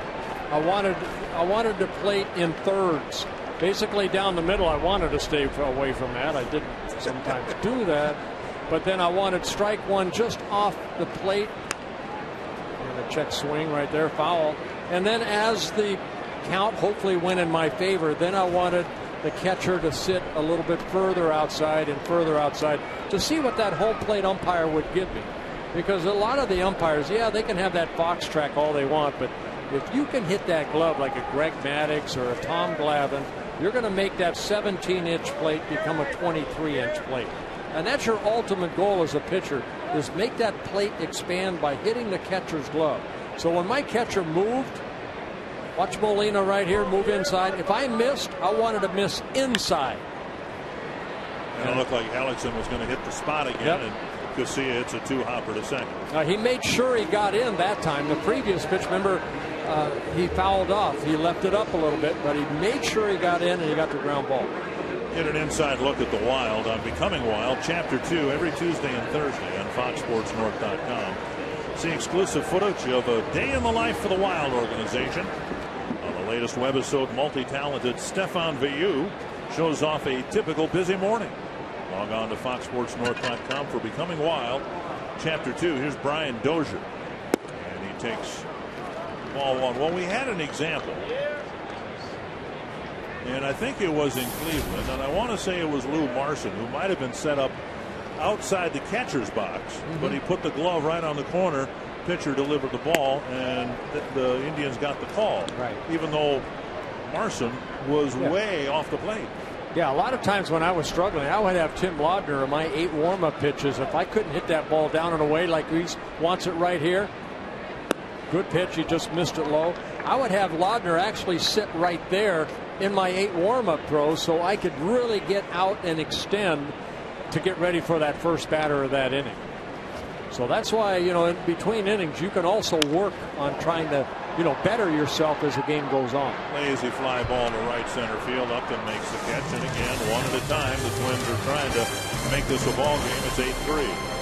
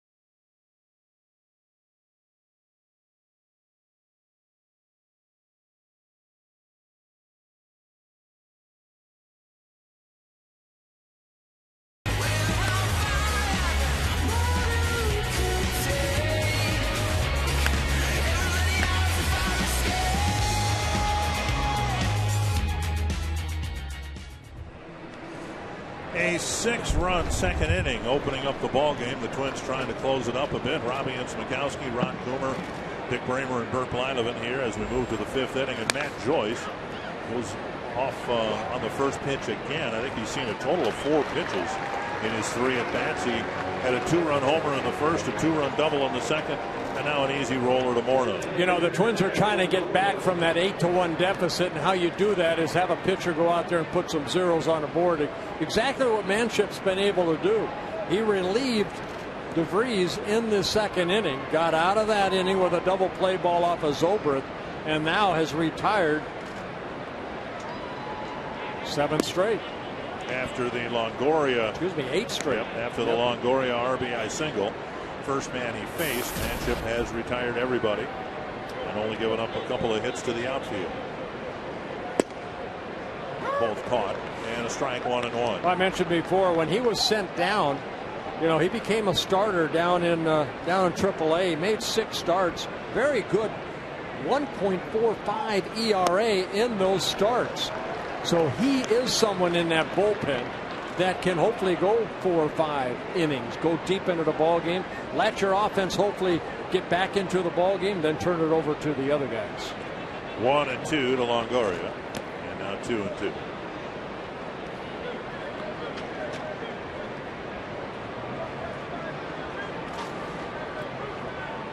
You know, we saw it with Justin Morneau. When Justin's hot now, the Twins are playing good ball. When you get a guy like Longoria for the Rays back in that lineup, it just makes everybody else in that lineup that much better. The guy in front of him is going to see maybe a little bit better pitches because Longoria is sitting behind him, and the guy behind him because he's going to come up with runners on base. And a chopper, and he can't run at all. And it almost hurts up here to watch him run down there. 2 down. AT&T trivia with Manship sailing along, we hope, through the middle innings. Who are the 3 players to drive in 8 runs in a game against the Twins? You chuckle like you know that. Well, I mean, here's one of them right here, isn't it? Zobrist. That incredible doubleheader when he drove in 10, I think, last year.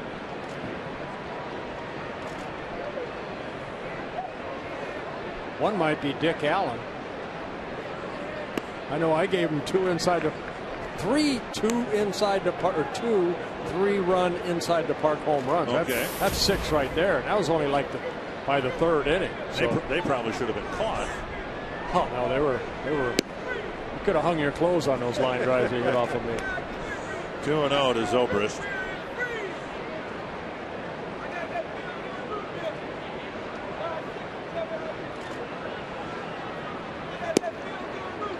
A good moving fastball there. Here's the AT&T trivia answer. 3 players to drive in 8 runs or more. Zobrist, Jim Spencer, and Tom McCraw. Could have been here all night. I've never gotten those.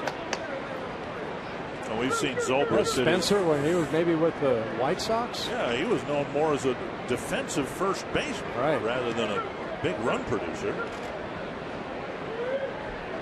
Tom McCraw, as I recall, was more of a base stealer than a guy who drove in a lot of runs. 2 hopper to Casilla. Another ground ball out. Can't ask for anything more than what Jeff Manship's given the Twins here. Through 5 innings, it's an 8-3 ball game.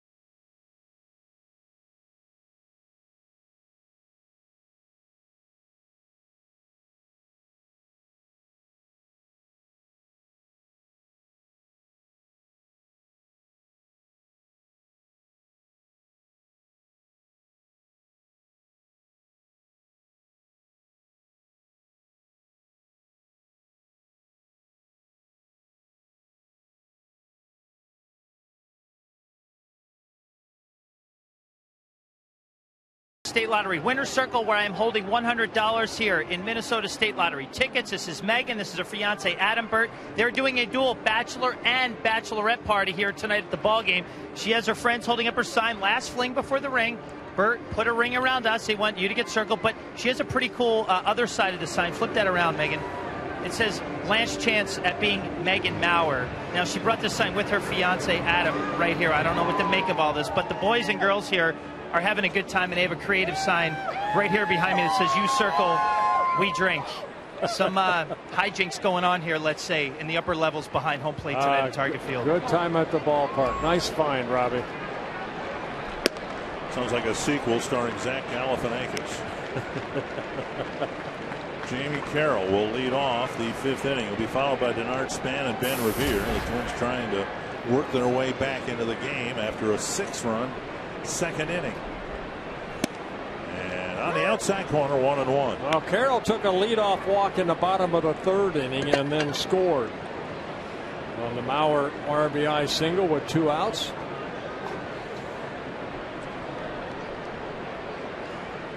Two and 1. And Alexson's pitch count over 80 now, 82 pitches. Yeah, I mean, with an 8-1 lead, you have to attack the strike zone, and it just like, okay, you have a game plan, but my goodness, you have to hopefully get quick outs.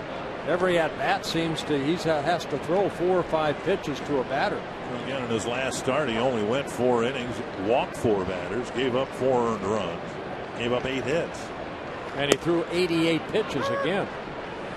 Too many pitches in a short amount of time.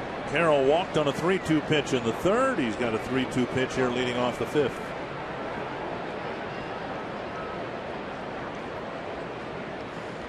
Wow. Jeremy Hellickson with back-to-back walks of Carroll, leading off now the 3rd and now the 5th inning. Yeah, Joe Madden asking home plate umpire Marvin Hudson where that was. And I think the consensus was from the umpire was outside, but it wasn't low. Happy to have another special guest in the booth here. Barry Zavan, longtime weatherman in the Twin Cities. Happy to have you up here. We know you're a great Twins fan. Good to have you up here in the booth. Very glad to have you, Barry.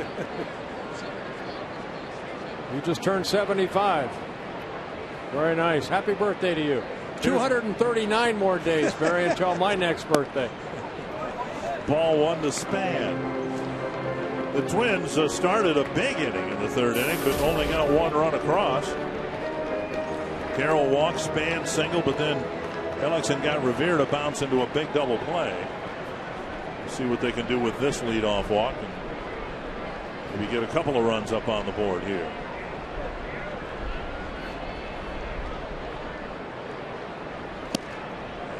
The knees, 1-1. Hellickson making his 54th major league start. He has 23 major league wins, 17 losses. He has 2 complete games, both of them coming last year, both against the Baltimore Orioles. 1 a shutout, his only shutout at the major league career. And Molina sitting way inside again. And Span with a little pop-up toward Roberts at second base. And Span retired, 1 down. The next Crystal Farms Kids Day is coming up Sunday. Final game of the series with the Rays. You can get to the game early for Kids Day autographs and free string cheese, courtesy of Crystal Farms. And after the game, kids can run the bases at Target Field, presented by Gillette Children's Hospital. Tickets and more details available on Sunday's Crystal Farm Kids Day at twinsbaseball.com, or you can call 800-33-TWINS. There's Ben Revere, 2 ground balls to short, and the second one turned into a double play.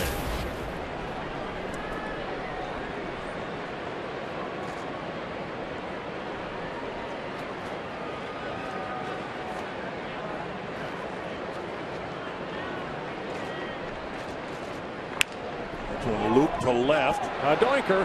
And Revere gets a hit. Carroll will hold at second. So Revere with a little flare. He'll take it. His 21-game hitting streak was built a couple of times on hits like that. So maybe he'll start another one with one. Yeah, that's the type of hitter that Ben Revere is right there. He'll, get ground ball outs, but ball hit softly in front of Jennings. Now Mauer, who has a double, a run scored, and an RBI single against Hellickson. And what the Twins really would love here is an extra base hit, maybe even a home run. Mauer hit the big 3-run home run at Fenway Park late in Game 3. And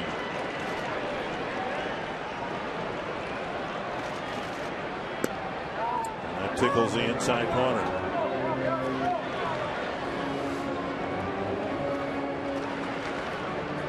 You'd like Hellickson to get through 5 innings, qualify for a win, but Joe Madden pulled Hellickson after 4 innings last time, and now J.P. Howell warming up. It's pennant time.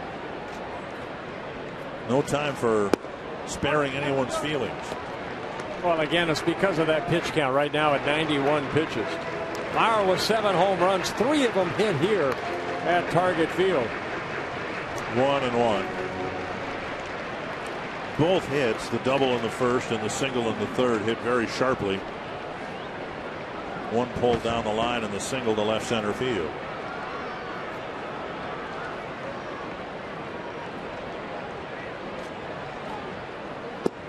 That's outside, 2-1.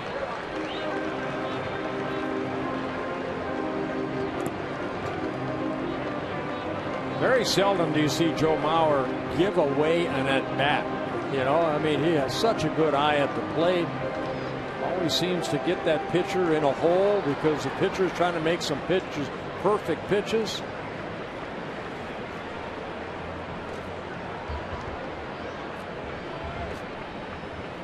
Sliced foul, 2-2.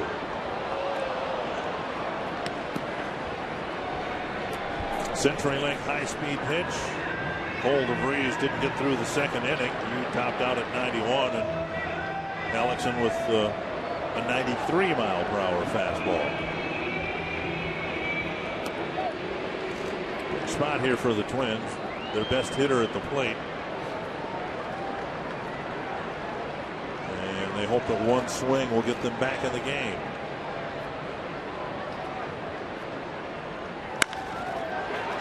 Zobrist, great stop, shovels it, everyone's safe, and now tagged out is Revere. He overslid the bag, and Mauer will reach on a fielder's choice. On a great play by Ben Zobrist. It looked like a base hit up the middle, and Zobrist dove for the ball, and then with his glove flipped it to second baseman Ryan, and Ryan barehanded.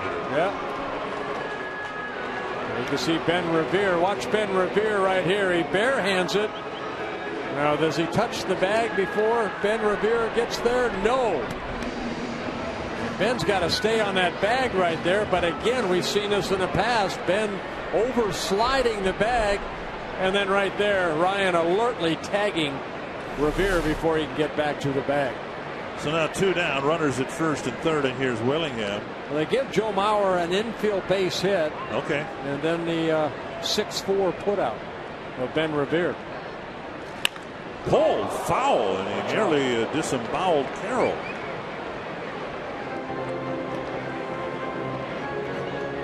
And Carroll pulls out his batting gloves and waves them in surrender.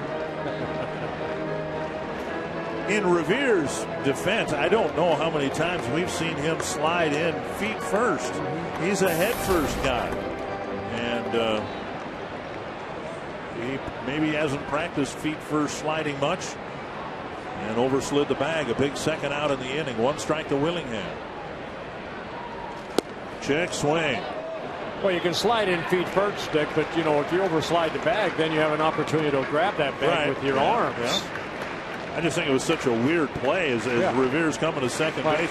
You got the second baseman lunging to barehand the ball, and that's what Revere's replicating there. Kind of a weird play at second even base. though you slide on the infield slide to avoid the tag, which it would have been, you still have to find a way to hold on to that bag.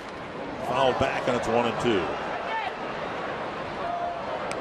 So it's been a weird inning. A leadoff walk to the number 9 batter and a couple of hits. But there are 2 outs, no run scored. 1 and first and third are filled, and 1 and 2 the count to Willingham. So give Bauer credit for his 3rd hit of the ball game.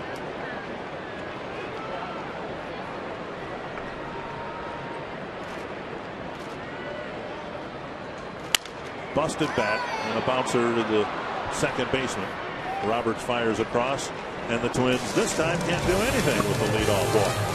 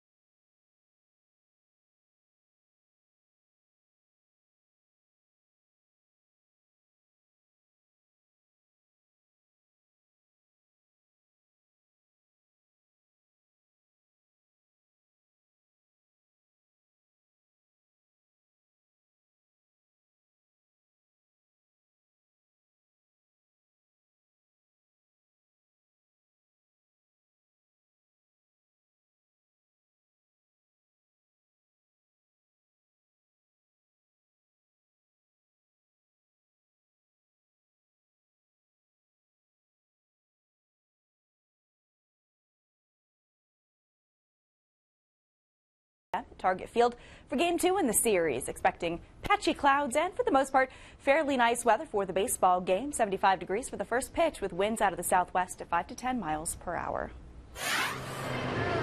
You see the current weather conditions, just a gorgeous night. Twins hoping to come back and win this ball game. I don't know about you, well, you're a California guy, now you're a Florida guy. I mean, this is always kind of an awkward time of the year for me. There's things about this time of the year that I love. I love the sweet corn, and I love eating this time of year. But even though I haven't gone to school in a long time, it's just like we're on the back end of summer, you know? The days are getting shorter. I was up in north central Minnesota yesterday, and it felt like fall. That's a beautiful time of the year. It is, yeah. But I notice when it comes to wintertime, you're not nowheres to be found. No, because fall follows me down to Florida. Right. So I don't know if I'm ready for winter yet, and it's starting to feel like fall. I drove up north, and there was fog in the low-lying areas. So usually that doesn't happen until September. Don't strike to pain you. Are you going to get over it? You okay? Oh, I'm fine. I just, you know, it's just. I'm thinking about all the school kids who are going to be coming here tomorrow and Sunday.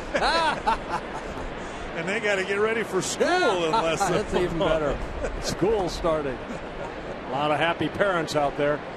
How about the job Jeff Manship has done so far? He's retired 10 straight on 8 ground ball outs. A couple fly ball outs.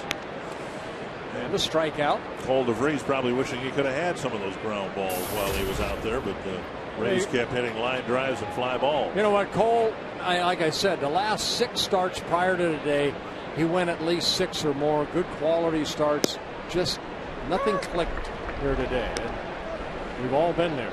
If you've been out on that mound, you're going to have days that guys are going to hit balls right at it. But here today, the Rays came out and 7 hits, 8 runs against Cole DeVries, and put the Twins behind the 8 ball early. Well, it's got to be a little unsettling if you're a starting pitcher. You throw your first pitch and you got to back up third base. I know what that's all about. This one hooked to right center, span over a few steps, 1 down. How about if you throw your first pitch, you get a new ball again?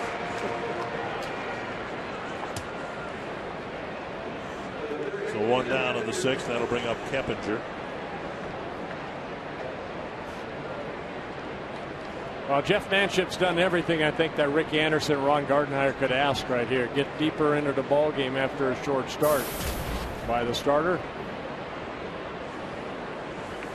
Yeah, looks like he'll be given a little slack here. Manship, no activity in the bullpen. Here's a bouncer up the middle.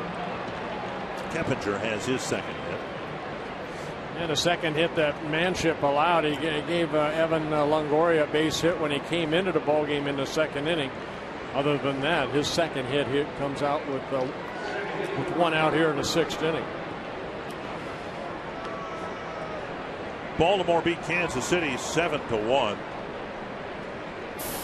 Boston beat Cleveland 3-2. So the team immediately above the Twins and the team immediately below them have already lost.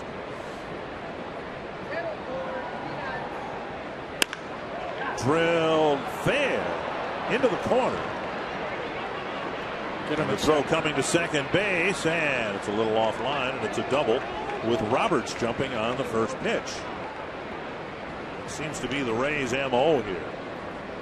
You get a first pitch fastball you like, tee off on it. Well, watch this ball kind of just didn't get in far enough. You saw Mauer sitting inside and Roberts turning on it, then hitting off that short wall. And Willingham played to Karam perfectly. But Roberts beat this throw to second base with his second double. Twins bring the infield in, down by 5 runs. And Molina at the plate.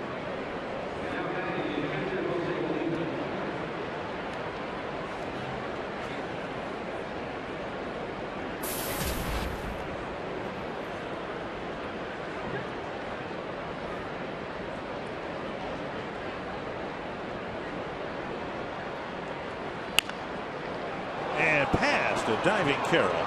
It'll score 2 runs. So Molina has driven in 3. Came into the game with just 16 runs batted in. And again on the very first pitch. Well, Manship tried to go breaking ball down and it stayed up. And I thought it was a breaking ball. Whatever it was, it stayed right there. Molina quick with those hands, got it out past the diving Carroll. So Molina picks up a base hit, his second hit, out of the reach of Carroll. This has all happened so quickly. Pena was out. Keppinger, Roberts, and Molina have gotten 3 hits, 2 runs on, I believe, 4 pitches. Luis Perdomo's warming up down in the Twins' pen, but he just started his tosses because the Rays have been attacking Manship early in the at-bats. Jennings with a pair of doubles, a pair of runs scored, and a run batted in.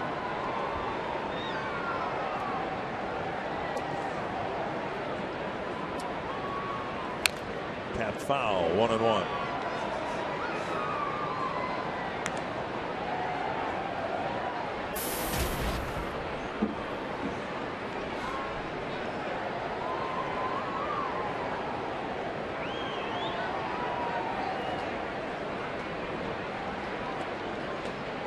To 3, Tampa Bay. And now 2-1. Maybe Manship tiring. He's surpassed the 50 pitch mark. Everything was going fine through 50 pitches, and then trouble afterward. They left some pitches up here this inning, and the Rays took advantage of it.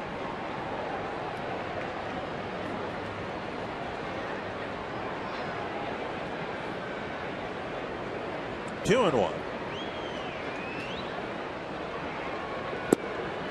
Changeup missing, 3-1. Jennings, 25 years old, signed by the Rays in 2006 out of Birmingham, Alabama. Very good minor league numbers. Great speed. 3-2.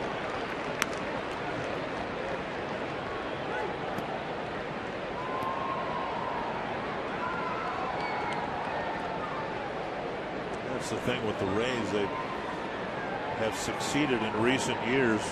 Talking about position players now. with baseball players who most of them seem to be really good athletes.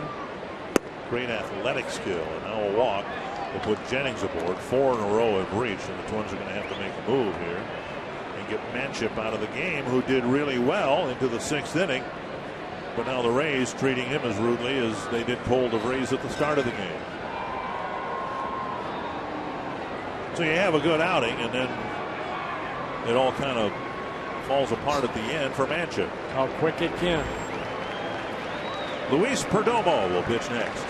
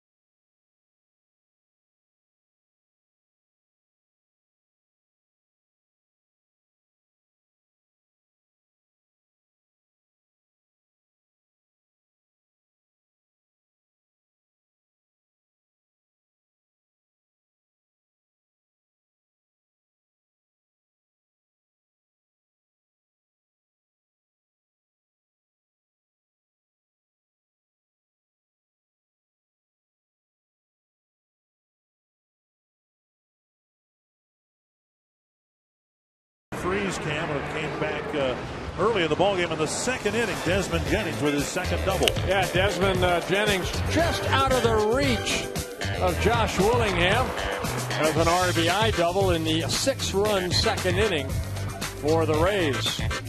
The Coors Light Freeze cam brought to you by Frostbrewed Coors Light. Jennings drew a walk now, 1st and 2nd, 1 out, 2 runs in here in the 6th. And Luis Perdomo comes out of the Twins pen. Perdomo just making his 4th relief appearance. He was called up on July 26th. He's worked 2 2/3 innings, 4 walks with 1 strikeout. And the first pitch again hammered into the left field corner. It'll score at least 1 more. Jennings is going to be waved around. Dozier's throw to the plate is not in time. So the Rays again jumping all over the first pitch and many of these at bats, and it's a 2-run double for Upton. Upton picking up his first hit, driving in his 42nd and 43rd runs of the year. And Willingham getting some running in down in left field here tonight, especially into the corner. 19th double for B.J. Upton. So Jeff Manship's line is going to look pretty awful. Yep, and you know that's the sad part. Manship ended up giving up 4 runs in 4 innings. After giving up none through 3 1/3. Or actually had retired through 4 innings. Yeah, he retired 11 straight at one point. So no earned runs in 4 innings, and then by the time he gets out of there, all 4 runs this inning have been added to his ledger. 1 strike to Matt Joyce.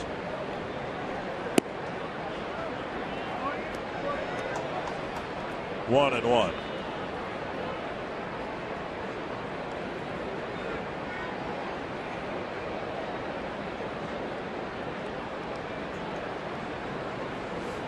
Rays will take every game like this they can get.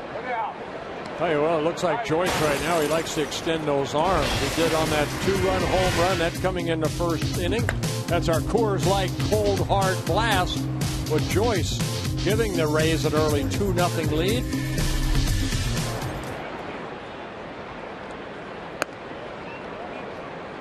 Up and away.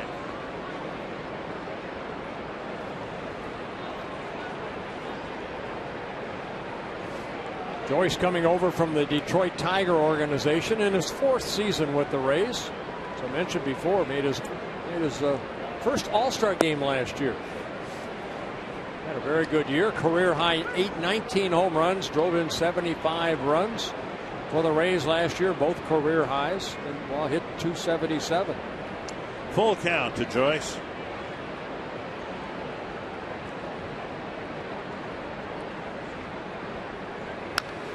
Foul back. Joyce had a couple of big dramatic hits last year in the series in St. Petersburg. Look at that, 7 for 10 with men in scoring position tonight. And again, this is a ball club that came into this game. Only the Oakland A's had a lower team batting average at 230. The Rays were at 231. And now a walk fills first base. A dozen runs on a dozen hits. Now some walks coming into play here in the 6th inning, and that'll bring up Longoria. Yeah, the Rays are 7 for 12 on first pitch swings. So they're up there. They're up there swinging.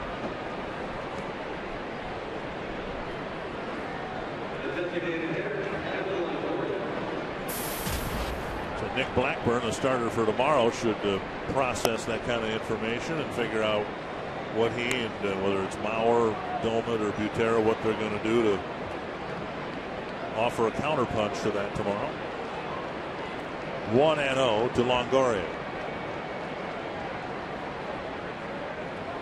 Not trying to compare players, but I'm just going to, in this at bat, compare injuries. Remember last year, Alexi Casilla had a hamstring pull, and he tried to come back and pulled it again, and the second pull was worse than the first. Then he tried a third time to come back, pulled it again, and he was done. Well, that's kind of where the Rays are with Longoria. They expected to have him back in June, and on a rehab assignment he aggravated it, and that set him back a full month. And so now they're going to be very careful with him to make sure, as what happened with Casilla last year, the third time isn't the charm or the knockout punch to end his season. Yeah, back in late April, partially torn left hamstring that put him on the shelf. And you mentioned, Dick, he tried to come back, and it just, in the rehab, re-aggravated it. 3-2. The way he has run to first here on the ground ball to short and the drive to left center, he doesn't look the least bit close to playing in the field.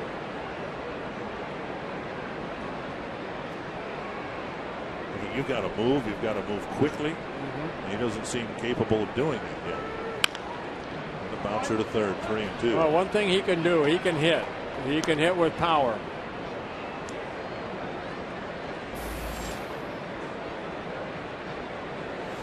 It's not like the Rays have had a David Ortiz on their roster as their regular DH anyway. They've just kind of rotated the DH spot. And a tapper foul.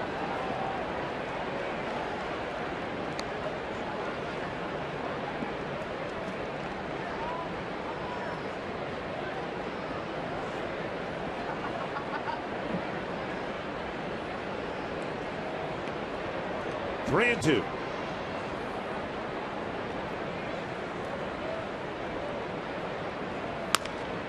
Another grounder foul. Had a long look there at Joe Madden. I don't know that any manager in baseball, at least in the years I've been involved with the Twins, has done what Madden has done, taking an organization that had no winning culture at all. Buck Showalter getting a lot of credit this year for rebuilding the Orioles into a contender, as well he should. But there was no such history in Tampa Bay. He had to completely change the attitude throughout the whole organization. And year after year, the Rays are contending. They're in the playoffs. They haven't won a World Series yet, but they've been there. Well, Joe's history, you go back to his Angel days. He was always in the minor leagues, and he spent some time with Mike Scioscia. Just a good baseball man. Still makes his home in Southern California. Perdomo hasn't gotten anybody out. A double and a pair of walks have refilled the bases. One out. And here's Zobrist, the ninth man to bat. Ball one.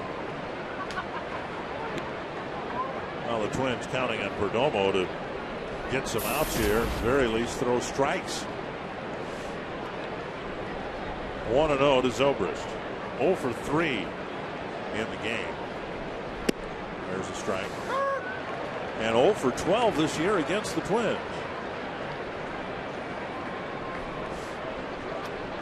Sean Rodriguez in as a pinch runner for Longoria.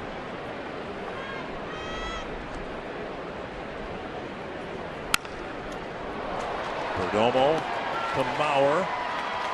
Double play. 1, 2, 3.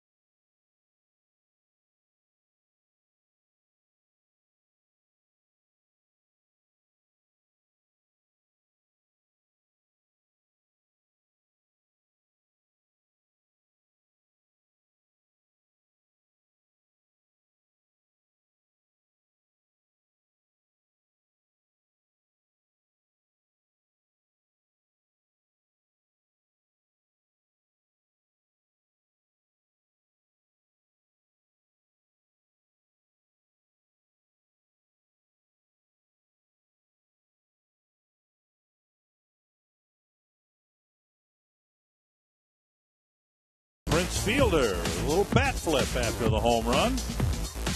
And the Tigers have taken the lead on Texas. And it's now 5-2. Fielder's 20th of the year. That's one strong man right there, Prince Fielder. His dad was pretty strong too. Well, the Tigers starting the day a game behind the White Sox, who today had to put Paul Konerko on the 7-day concussion disabled list. J.P. Howell coming out of the Ray pen to pitch to the Twins in the 6th. Yeah, very good Ray pen. Combined Rays are combined 3.06 earned run average out of that bullpen. That's third best in the American League. For J.P. Howell, he's making his 41st relief appearance. 40 innings pitched, 26 hits allowed. 16 walks, 35 strikeouts. Hasn't given up a run in 21 innings, or to put a calendar on it. If the Twins score against him tonight, it'll be the first run he's given up in nearly 2 months. Here's Morneau leading off the 6th.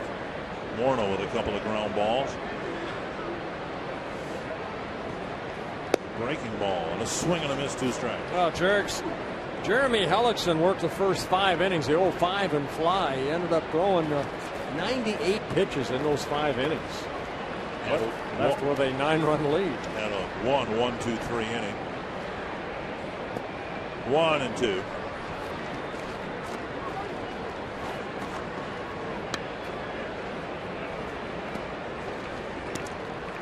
Said at the outset that Joe Magnus said this bullpen, the 2012 bullpen, the best he's had since he took over as manager. Breaking ball, line foul.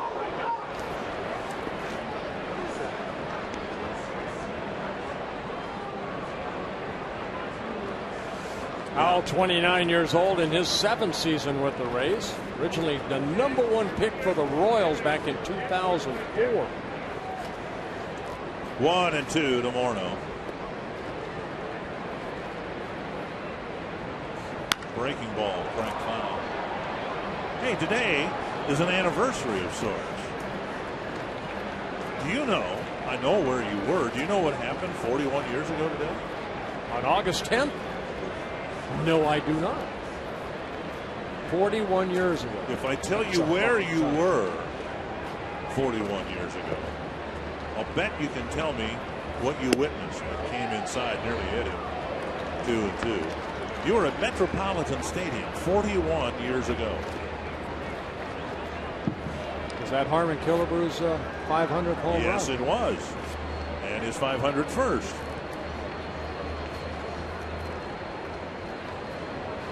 Two and two to Morneau. Off the plate, full count. Morneau, Domet, and Casilla in the Twins' sixth.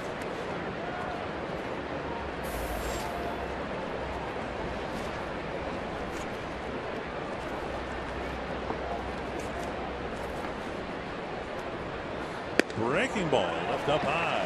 Howell gives up a leadoff walk.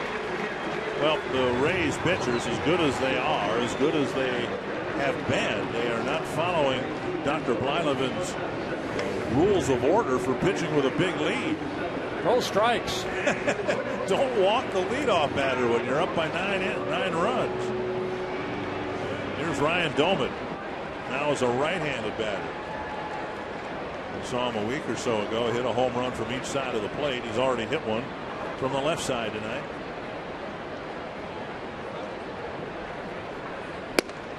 A belt high strike. You know, what's amazing about Madden's comment is I can't think of a team, Twins included, who've had to overhaul their bullpen on an annual basis more than the Rays have. And there's a high fly to center, and Sam Folds out there, I believe now. He makes the catch, one down. I mean, year after year, the Rays lose the Benoits of the world, people like that who have had great success, but then they go away through free agency. And undaunted, the Rays just restock the bullpen and get great results. Here's Alexi Casilla. Well, Fernando Rodney coming over, right, you know, from the Angels, where he'd been kind of a setup man over the last couple of years. He's leading the American League in saves. Last year was Kyle Farnsworth. 1-0 to Casilla.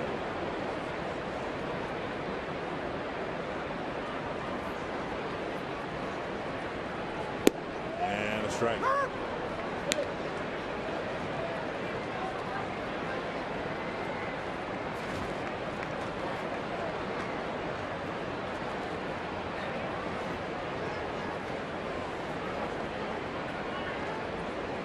So the Rays starter Hellickson in great position to even his season record at 7-7. And the Iowa native might someday be pitching against another Iowa native for the Twins. B.J. Hermson from Manchester, Iowa, is doing pretty well for the Twins AA affiliate, New Britain. Called strike 2-2. Hermson, great control, will pitch to contact guy, working his way through the Twins system. 2-2 to Casilla.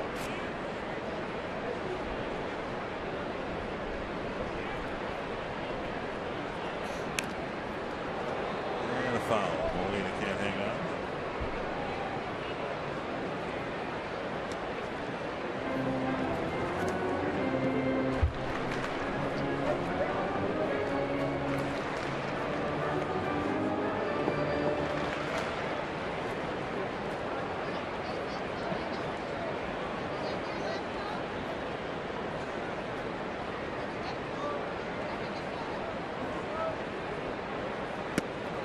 Up and in to Casilla. It's a full count. Howell, who walked Morneau to start the inning, is in danger of walking Casilla.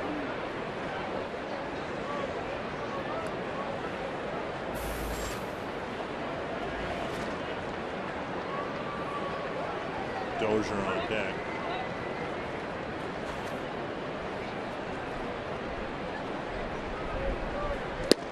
pulled the string out. A strikeout for out number 2. Good off change up right there.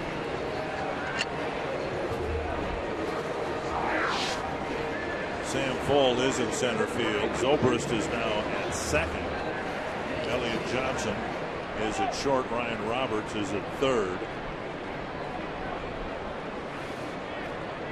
So Kippinger came out of the ball game along with B.J. Upton.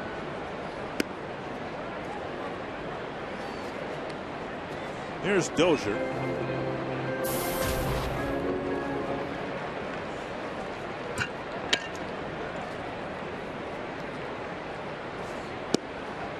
Howell's scoreless inning streak, 21 2/3 now, is 1/3 of an inning short of the team record of 22 set by Fernando Rodney. He had his streak broken on Wednesday.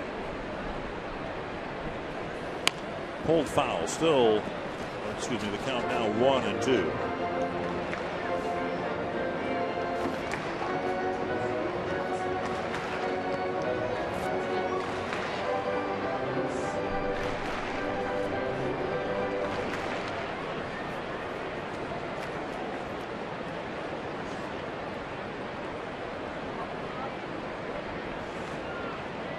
And 2 to Brian Dozier. And now 2-2. Yeah, the Rays' overall record is 23 scoreless innings set by James Shields, a starter back in 2011, last year.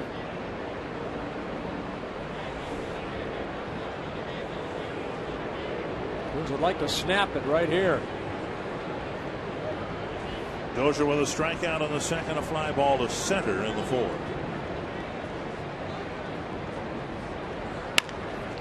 Toward the hole, and it'll bleed through. Morneau to second base, and that's enough. So Dozier extends the inning. The leadoff walk backed up now by a 2-out single, and that'll bring Carroll to the plate. And Dozier picking up his first hit, the 8th for the Twins. Sometimes a ball has eyes. It's exactly what happened right there. Ryan dove for it. Johnson dove for it. And it got through both of them. Watch Johnson, or excuse me, that's Ryan out of his reach. And then Johnson, the shortstop, it was out of his reach. You could see Howell, a very interested observer, as he went through his follow through, following the bouncing ball. Here's Carroll, who's walked twice in the ball game.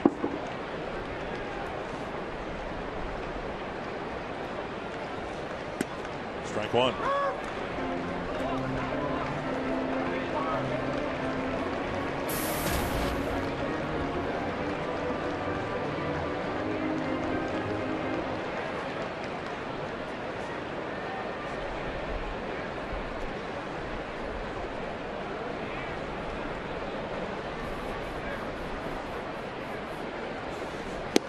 And another pitch down the middle. 2 strikes.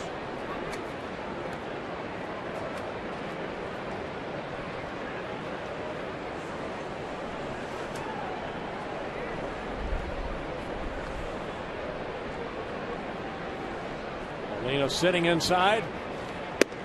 And the pitch missing in. 1-2.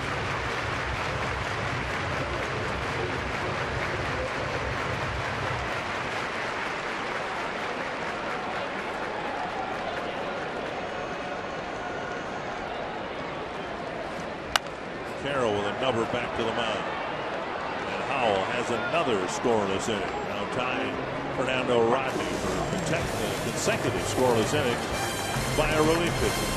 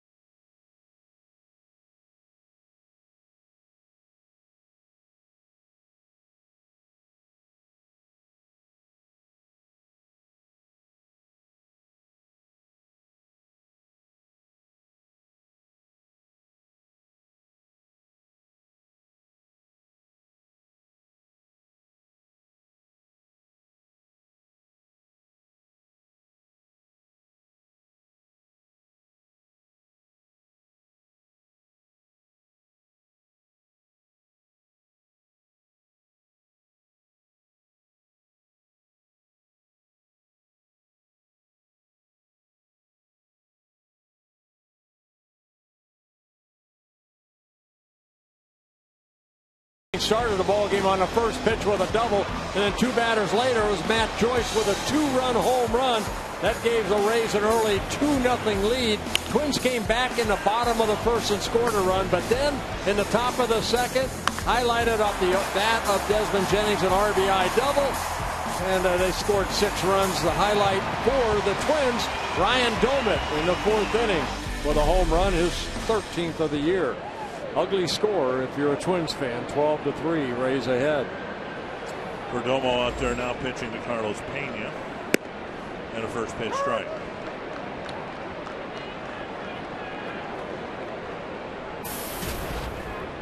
Pena 1 for 3. A single leading off the 6-run second inning.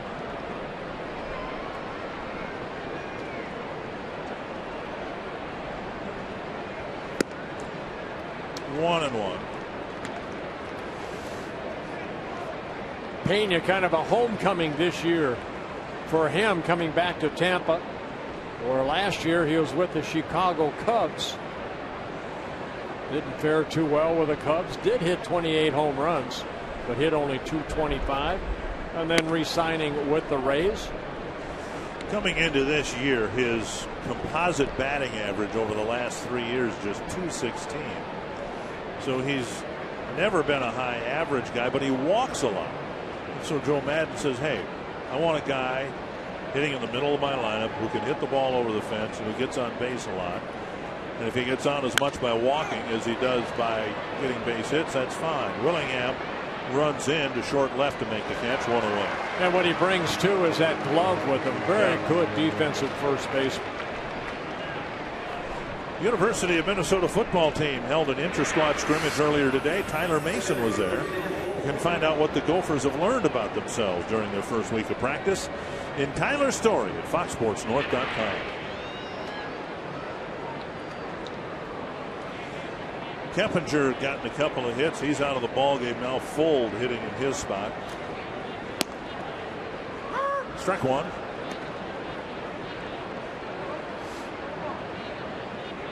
Sam Cole started the season on a disabled list, had right wrist surgery activated on July 24th. So his season at the major league level just starting.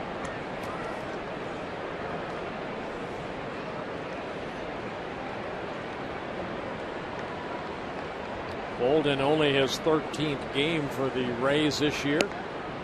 2-1. He brought excitement with him last year. Little speedy outfielder. Made a lot of great catches, got some key hits for them.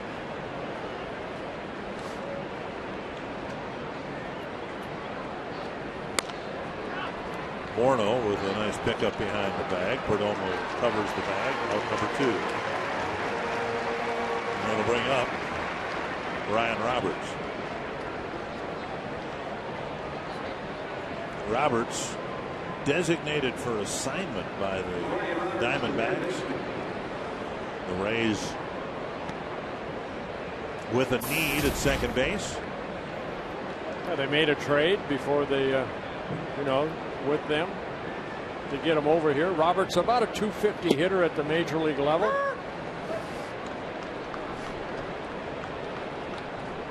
And as we described earlier, he kind of fits the Tampa Bay mold. He's a baseball player, but he's a great athlete, great speed.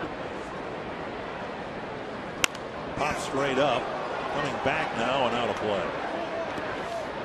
Now, Roberts originally signed by the Toronto Blue Jays. He came up with the Blue Jays in 2006. Then spent some time with the Rangers in 2008. Then the Diamondbacks for the last 3+ years.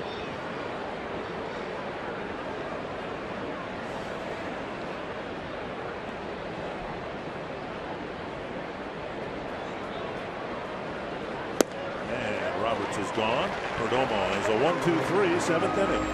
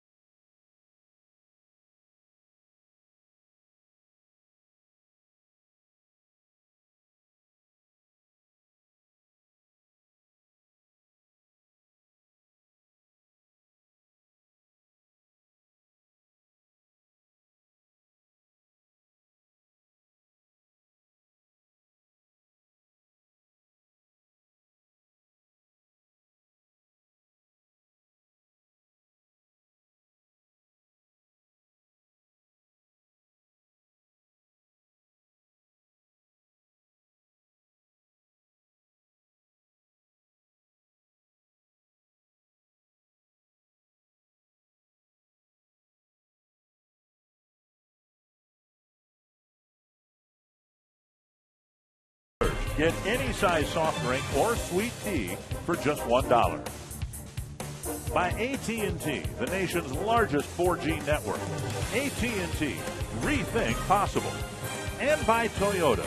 Hurry in for big savings during Toyota's nationwide clearance event going on now. It's 12-3. And the Rays pretty much busted the game open in the second inning when they scored 6 times, knocking out Jeff Manship. Cole DeVries, actually. I'm sorry, Cole DeVries, right. Yeah, here's Jake McGee, the other left-hander out in that bullpen for Joe Madden.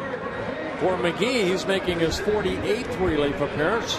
He's worked only 35 innings in his first 47 appearances. 26 hits allowed, 10 walks, with 45 strikeouts.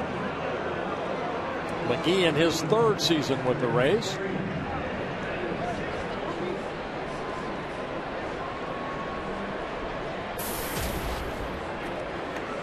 Bernard Span, 1 for 3. Lined a sharp single to left back in the 3rd inning.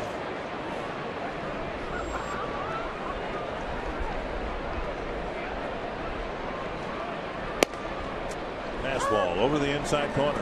Yeah, McGee with a good fastball. That fastball at 94. He'll mix in a curveball and a kind of like a little cutter. He'll run in on right-handers and a changeup.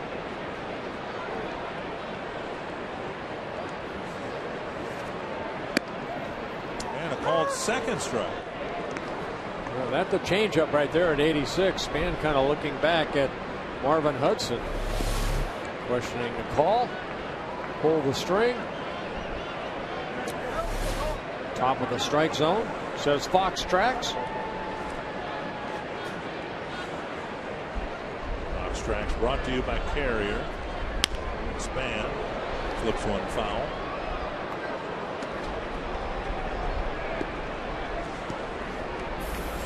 Yankees beat the Blue Jays, who've now tumbled into last place in the American League East. 13 games behind New York.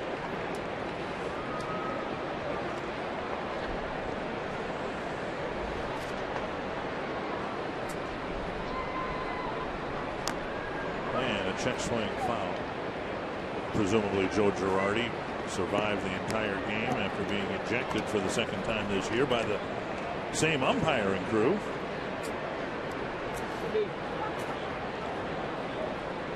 Hate it, don't you, when the Yankees get a bad call on a ball hit down the left field line? It's just not fair. It's like the whole world stops. Yeah.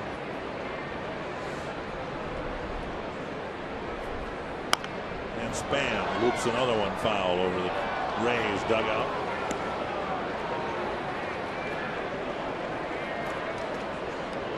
Doesn't get easier for the Twins. They get David Price tomorrow and James Shields on Sunday.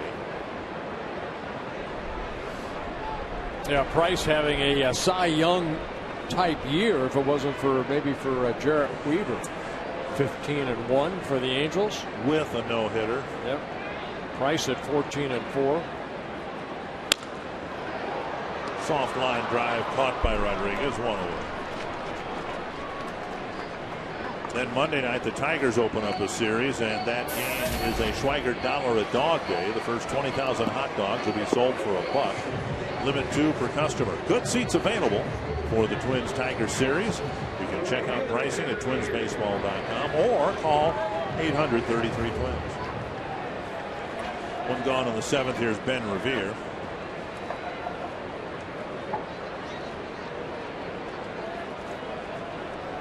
Revere with a doink behind third base for a base hit in the 5th.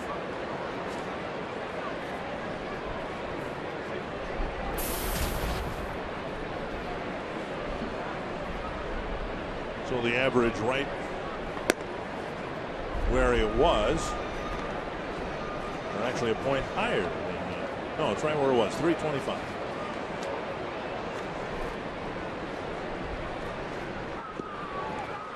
Two and 0 to Revere. Yeah, Mike Trout came into today's play leading the American League, hitting at 345. And McGee with a nice catch, and Revere retired out number 2.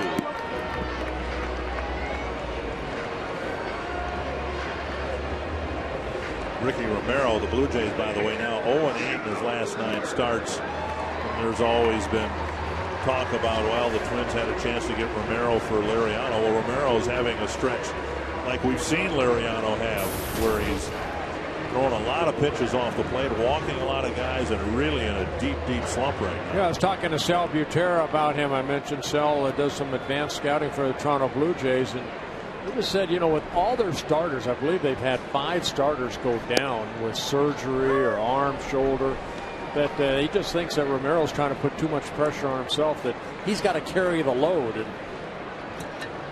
it's funny how when you have other starters around you helping you out, you can just go out and throw because you know the guy behind you, almost like, you know, what the Rays are going through right now. Yeah. You know, you have David Price, you have Shields, we saw Hellickson here, you know, young Matt Moore. Boy, it helps. I know when I first came up, I had Jim Perry, Jim Cott. Boy, you just go out and just have fun. You don't try to think that you're the one that has to stop all losing streaks. That a little added pressure sometimes hurts. 2 strikes to Mauer.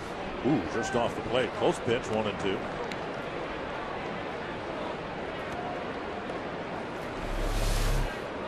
Well, fastball. We'll see what Fox Track says. That's down. Yes.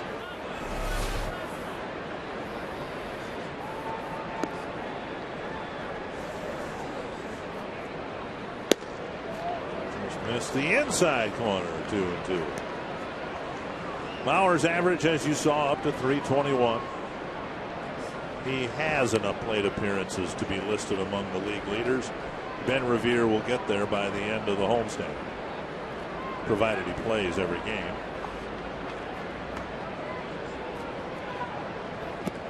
And one of Ron Gardenhire's strengths is his ability to sense when a player is starting to drag a little bit, and it might be that he gives Revere a day off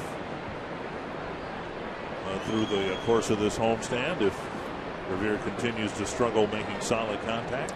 I got a tough lefty tomorrow in Price. Yeah. You know, Mauer with a tapper to the second baseman, and McGee comes out of the pen and has a 1-2-3 set.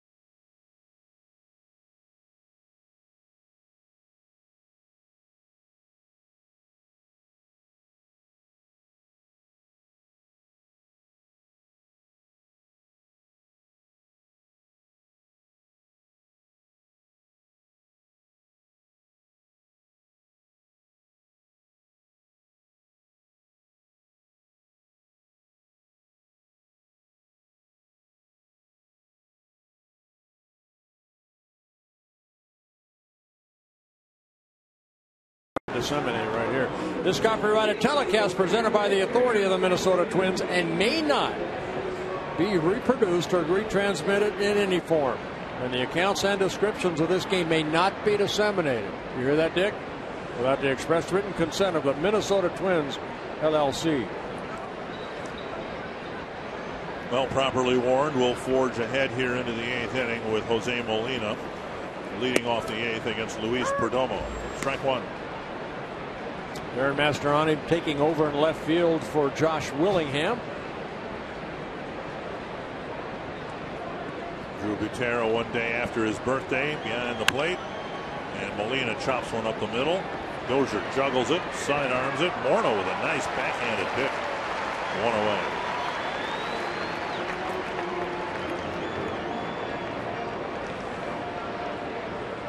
Twins have had their problems against American League East teams. They ended up losing the season series to the Red Sox 4-3. So far, they've drawn even with the Yankees 2-2.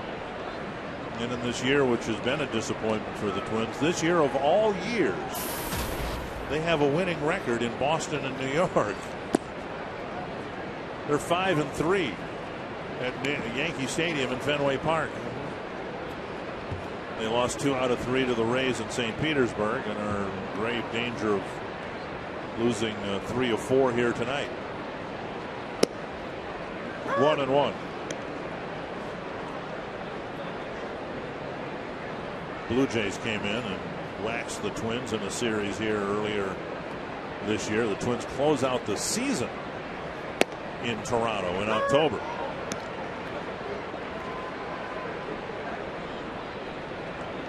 One and two.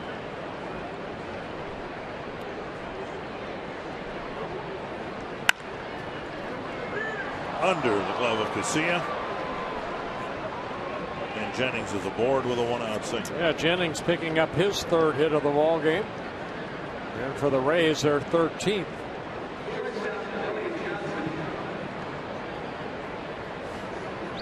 Elliott Johnson now up. Breaking ball left up. And Jennings. Good effort right there by Casilla. Going underneath his glove.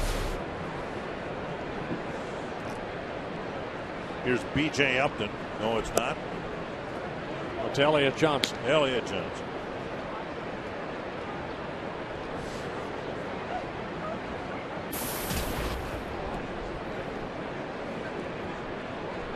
Johnson, a switch hitter. All the lineup changes, other mistakes I've made. I think I've used my eraser more than my pencil here in this game. Johnson hitting at 248 as a left-handed hitter, hitting 290. Nice pickup right there by Butera.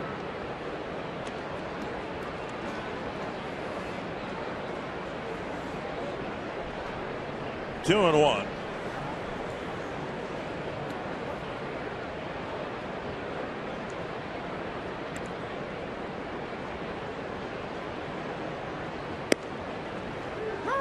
Changeup for a strike.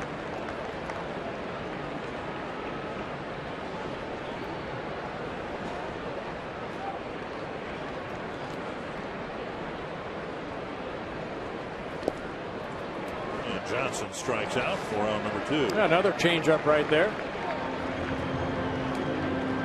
So Perdomo picking up his 2nd strikeout in relief. Skipped off the plate. It's a 2 down. That'll bring up Matt Joyce.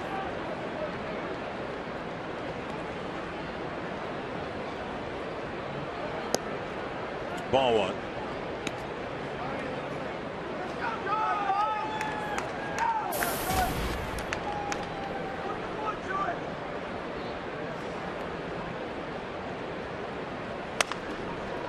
Bounce to the right side. Morneau scoops it up. Perdomo at the bag. Another good inning for the Twins right-handed reliever as we've completed 7.5 innings.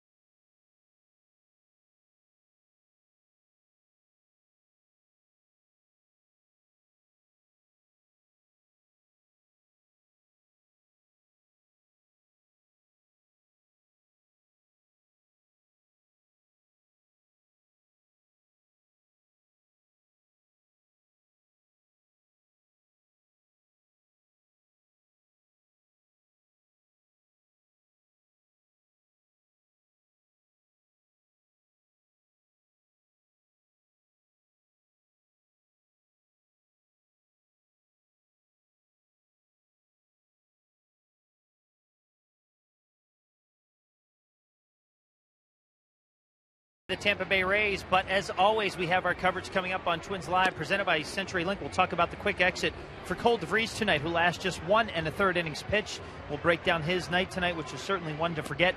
Joe Mauer, the lone bright spot tonight for the Minnesota Twins. He did record 3 hits, an RBI, and a run scored. And Ron Gardenhire in his post-game comments, he will not be a happy camper tonight. I promise you that much. You'll get his post-game thoughts and what he thinks of everything tonight. No instructional because of post-game fireworks tonight. And Dick Bramer, get out that pencil again. Bert Badenhop is on the mound here for the bottom half of the 8th inning. All right, we got it. And he'll face Darren Mastroianni, Justin Morneau, and then Ryan Doman in the DH spot. Yeah, Badenhop in his first season with the Rays, he came up with the Marlins in 2010 and last year. Badenhop making his 50th relief appearance. He's worked 47 2/3 innings, given up 49 hits, only 11 walks with 36 strikeouts. Badenhop, very heavy sinking fastball. Strike one for 2. Mastroianni, who I'm guessing for the first time in his major league career is hitting in the cleanup spot. Up the middle. Backhanded by Zobrist, but Mastroianni gets an infield. Yeah, no chance right there. And the second baseman has to go that way to get the ball. No chance with the speed of Mastroianni because he beat it out. Zobrist now, who started the game at short over at second, has to cut across in front of that bag and then have to throw across your body. See Mastroianni with his speed down that line gets an infield base hit. 9th hit for the Twins. Morneau, a couple of ground balls and a walk. Strike at the knees.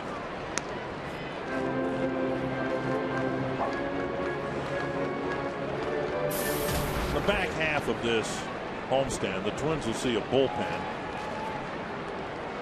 for the Tigers.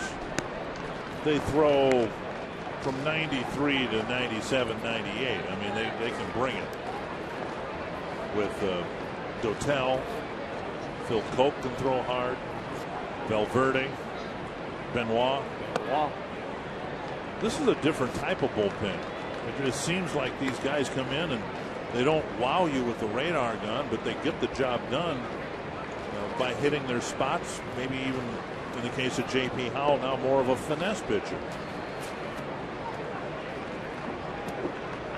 2-1 to Morneau. Now Farnsworth can still bring it in the mid-90s, presumably. I haven't seen him since he's come back from his injury. And Rodney can throw 94, 95, but his best pitch is probably his changeup. Ripped to left center field. Morneau has a hit, and Mastroianni checks in at second. So the 8th inning starts with a pair of hits, and that'll bring up Doman.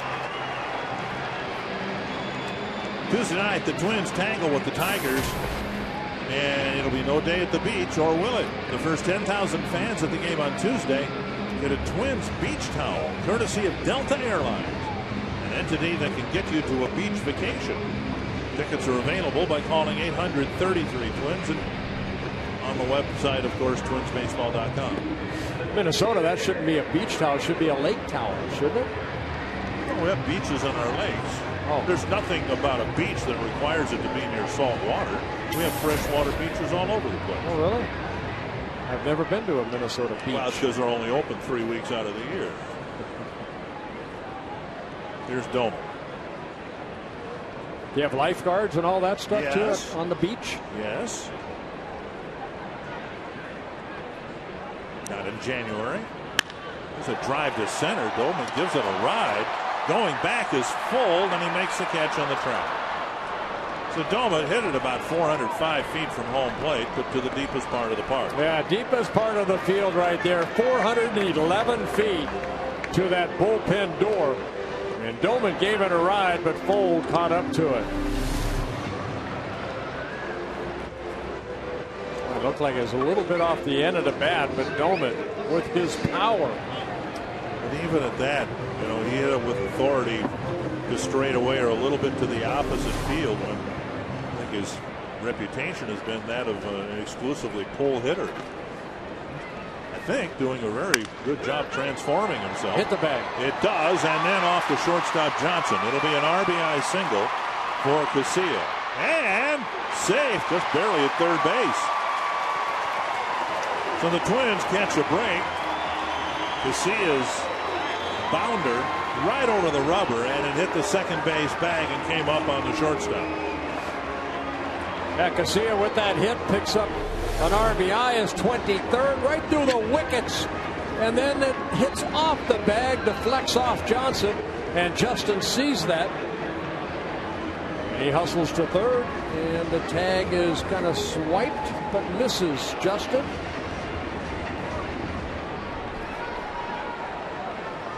You see Steve Little right there helping Justin where to slide. So nice job by Steve Little and nice slide by Justin. Brian Dozier takes a strike.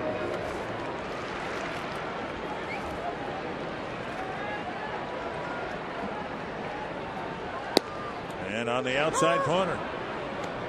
Now what teams have done with regularity to Dozier when they've gotten 2 strikes on him, get a breaking pitch off the plate and get him to swing and miss. Molina sitting down and away. Fastball down and away. And it's fouled out of play.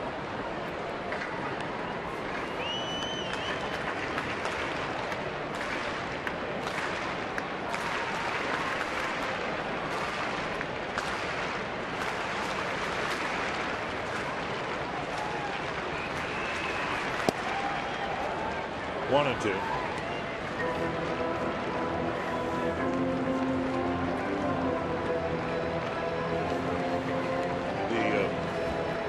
Results skewed because of the big early lead for the Rays, perhaps, but you look at where this game is for the Twins. 11 hits, 4 runs so far. Some opportunities that have slipped through their fingers. I don't know that the Twins against this Tampa Bay staff had illusions of scoring 6 or 7 runs. This is kind of probably about where the Twins thought they'd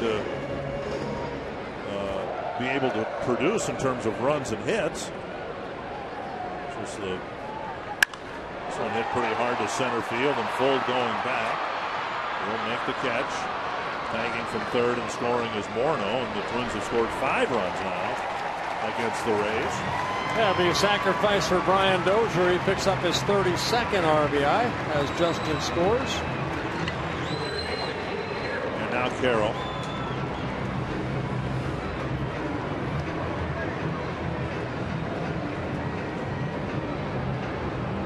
Carroll with a pair of walks and a comebacker to the mound.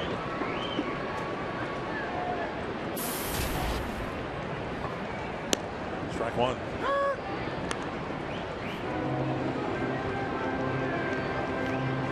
And the Royals lost, the Indians lost. Tigers are leading. Bottom of the 9th, White Sox and Oakland tied at 3.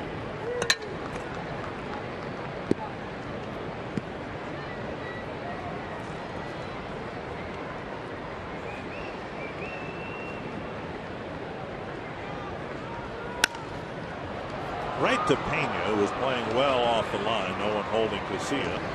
And the Twins get a couple in the 8th. Stay tuned for the Gander Mountain Weekend Weather Update for Twins territory.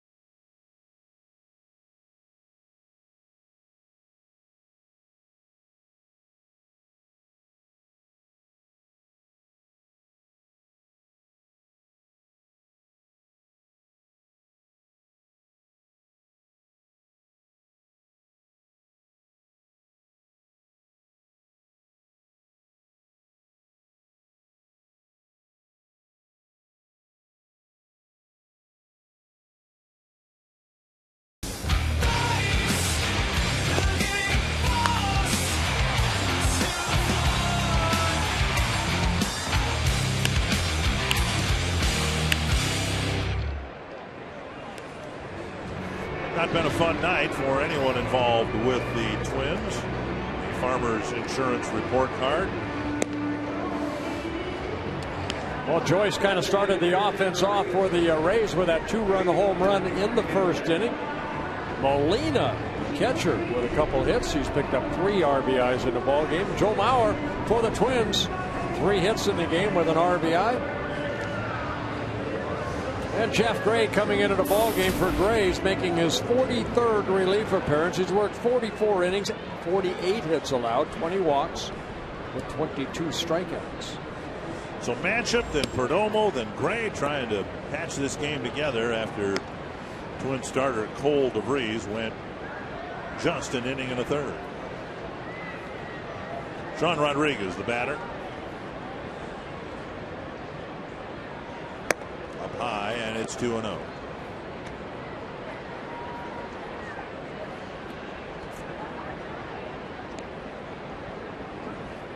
Rodriguez not hitting for much this year.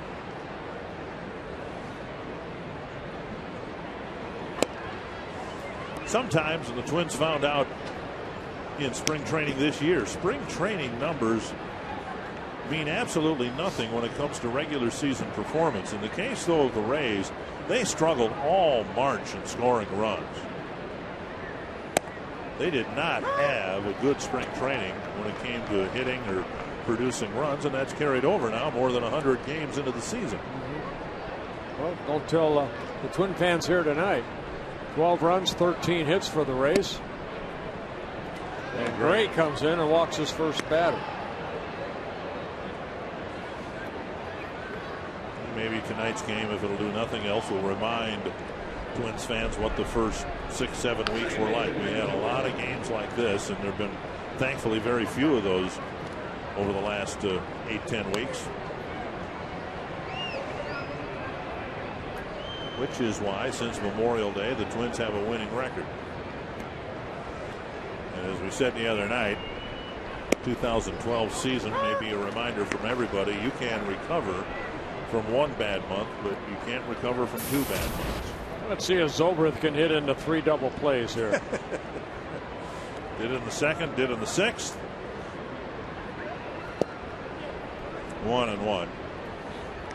Yeah, he kind of helped out my scorebook both innings. Both innings they had sent 9 men to the plate, and he was a 9th man. He was a 9th guy, and he hit the double plays. So I thank you for that, Ben Zobrist. There we go. Turn it. 1, 2.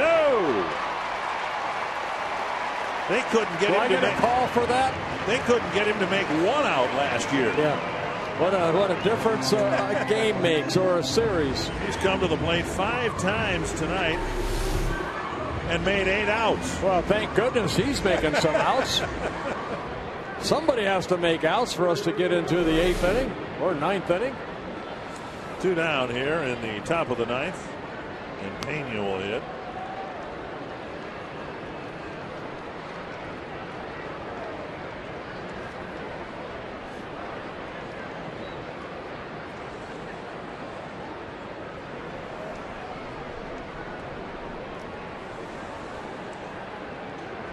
Oh, and Gray hits him in the thigh, and Pena will go to first. Yeah, they got him pretty flush right there.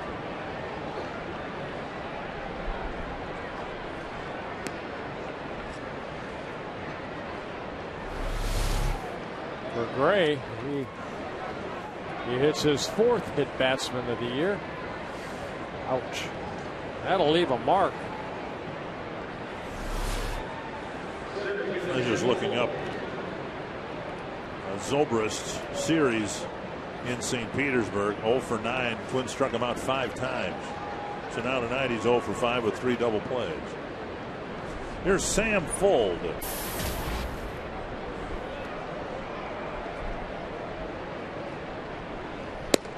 And there's strike 1. Fuld hit in the 7th inning. Got a ground ball to Justin Morneau.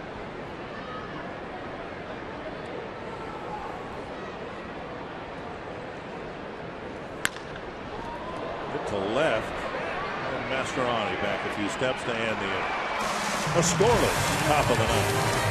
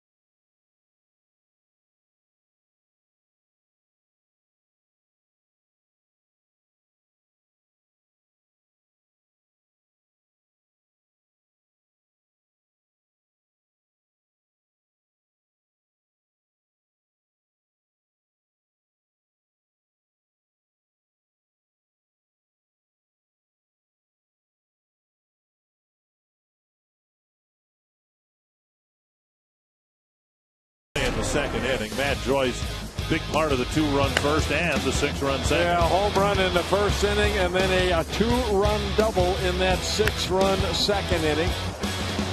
That all coming off of a Cole DeFries, who worked the first inning and a third, gave up 8 runs, 7 earned. His shortest outing this year. So Badenhop will pitch to the Twins in the 9th inning, giving up a couple of runs in the 8th. He'll face Span, Revere, and Butera.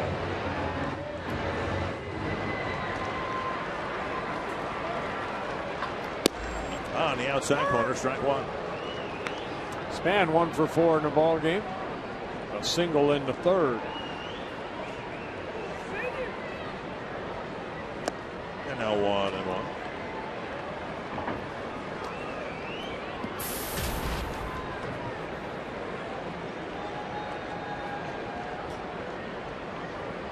Talked about these two teams being at the top of the league. Here's a drive to center. And Full going back is not going to get there. Span has an extra base hit. 2, and he looks for one more. And he's in. So a leadoff triple in the 9th for Denard Span.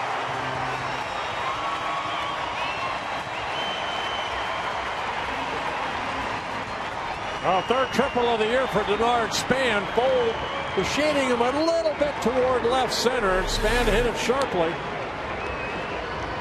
A sinker that Span got underneath, out of the reach of Fold. He has to wait till it comes back to him off the wall.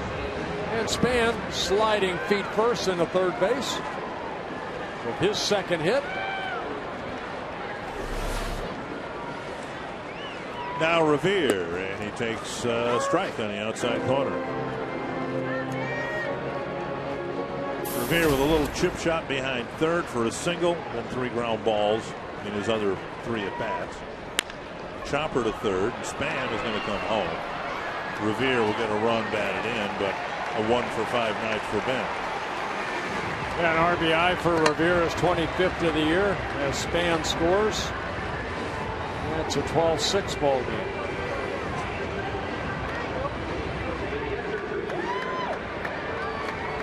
Here's Butera.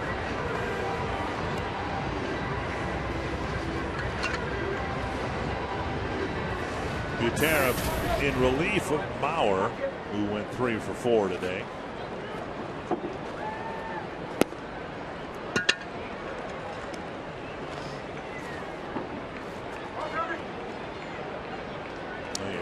Having games like this, you hate having them at home even more. One hopper to third. Roberts throws across, 2 down. But a very thin silver lining is Butera's gotten at bat. Mastroianni with a couple of at bats. The bench players have all played except for Tsuyoshi Nishioka. Well, the Twins just have not had a lot of luck here at home this year. They're 23-32 coming into this ballgame. So you want to win at home. Twins have not done a very good job of that. Well, that's what, you know, they've had a couple of really good road trips, but really only one good homestand.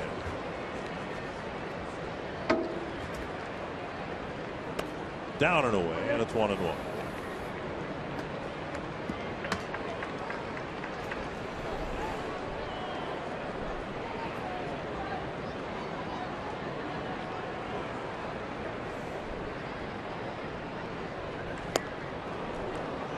One and two. And we say that regarding the at-bats for Butera and Mastroianni because there's a decent chance that one or both of them might be in the lineup tomorrow against David Price. Right.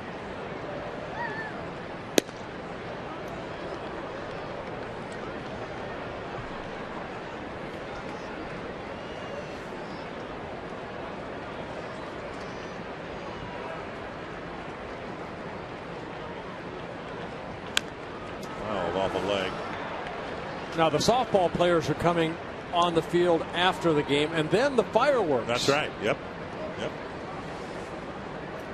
So 2 post-game shows. I wonder if it'll be the same group of individuals that were in Cleveland. That, boy, it seemed like they hit every softball about 400 feet, if not further.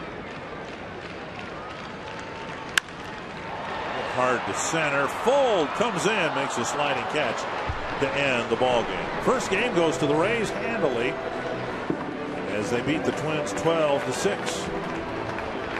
Anthony LaPanta, not the way the Twins wanted to start this homestand, with an extremely short start by Cole DeVries. Exactly right. We'll take a look at how the Rays got to DeVries and knocked him out of the game before he finished the second. Joe Mauer with a 3-hit night for Minnesota. Ryan Doumit goes deep. We'll break down their evenings and hear from Gardy next on Twins Live.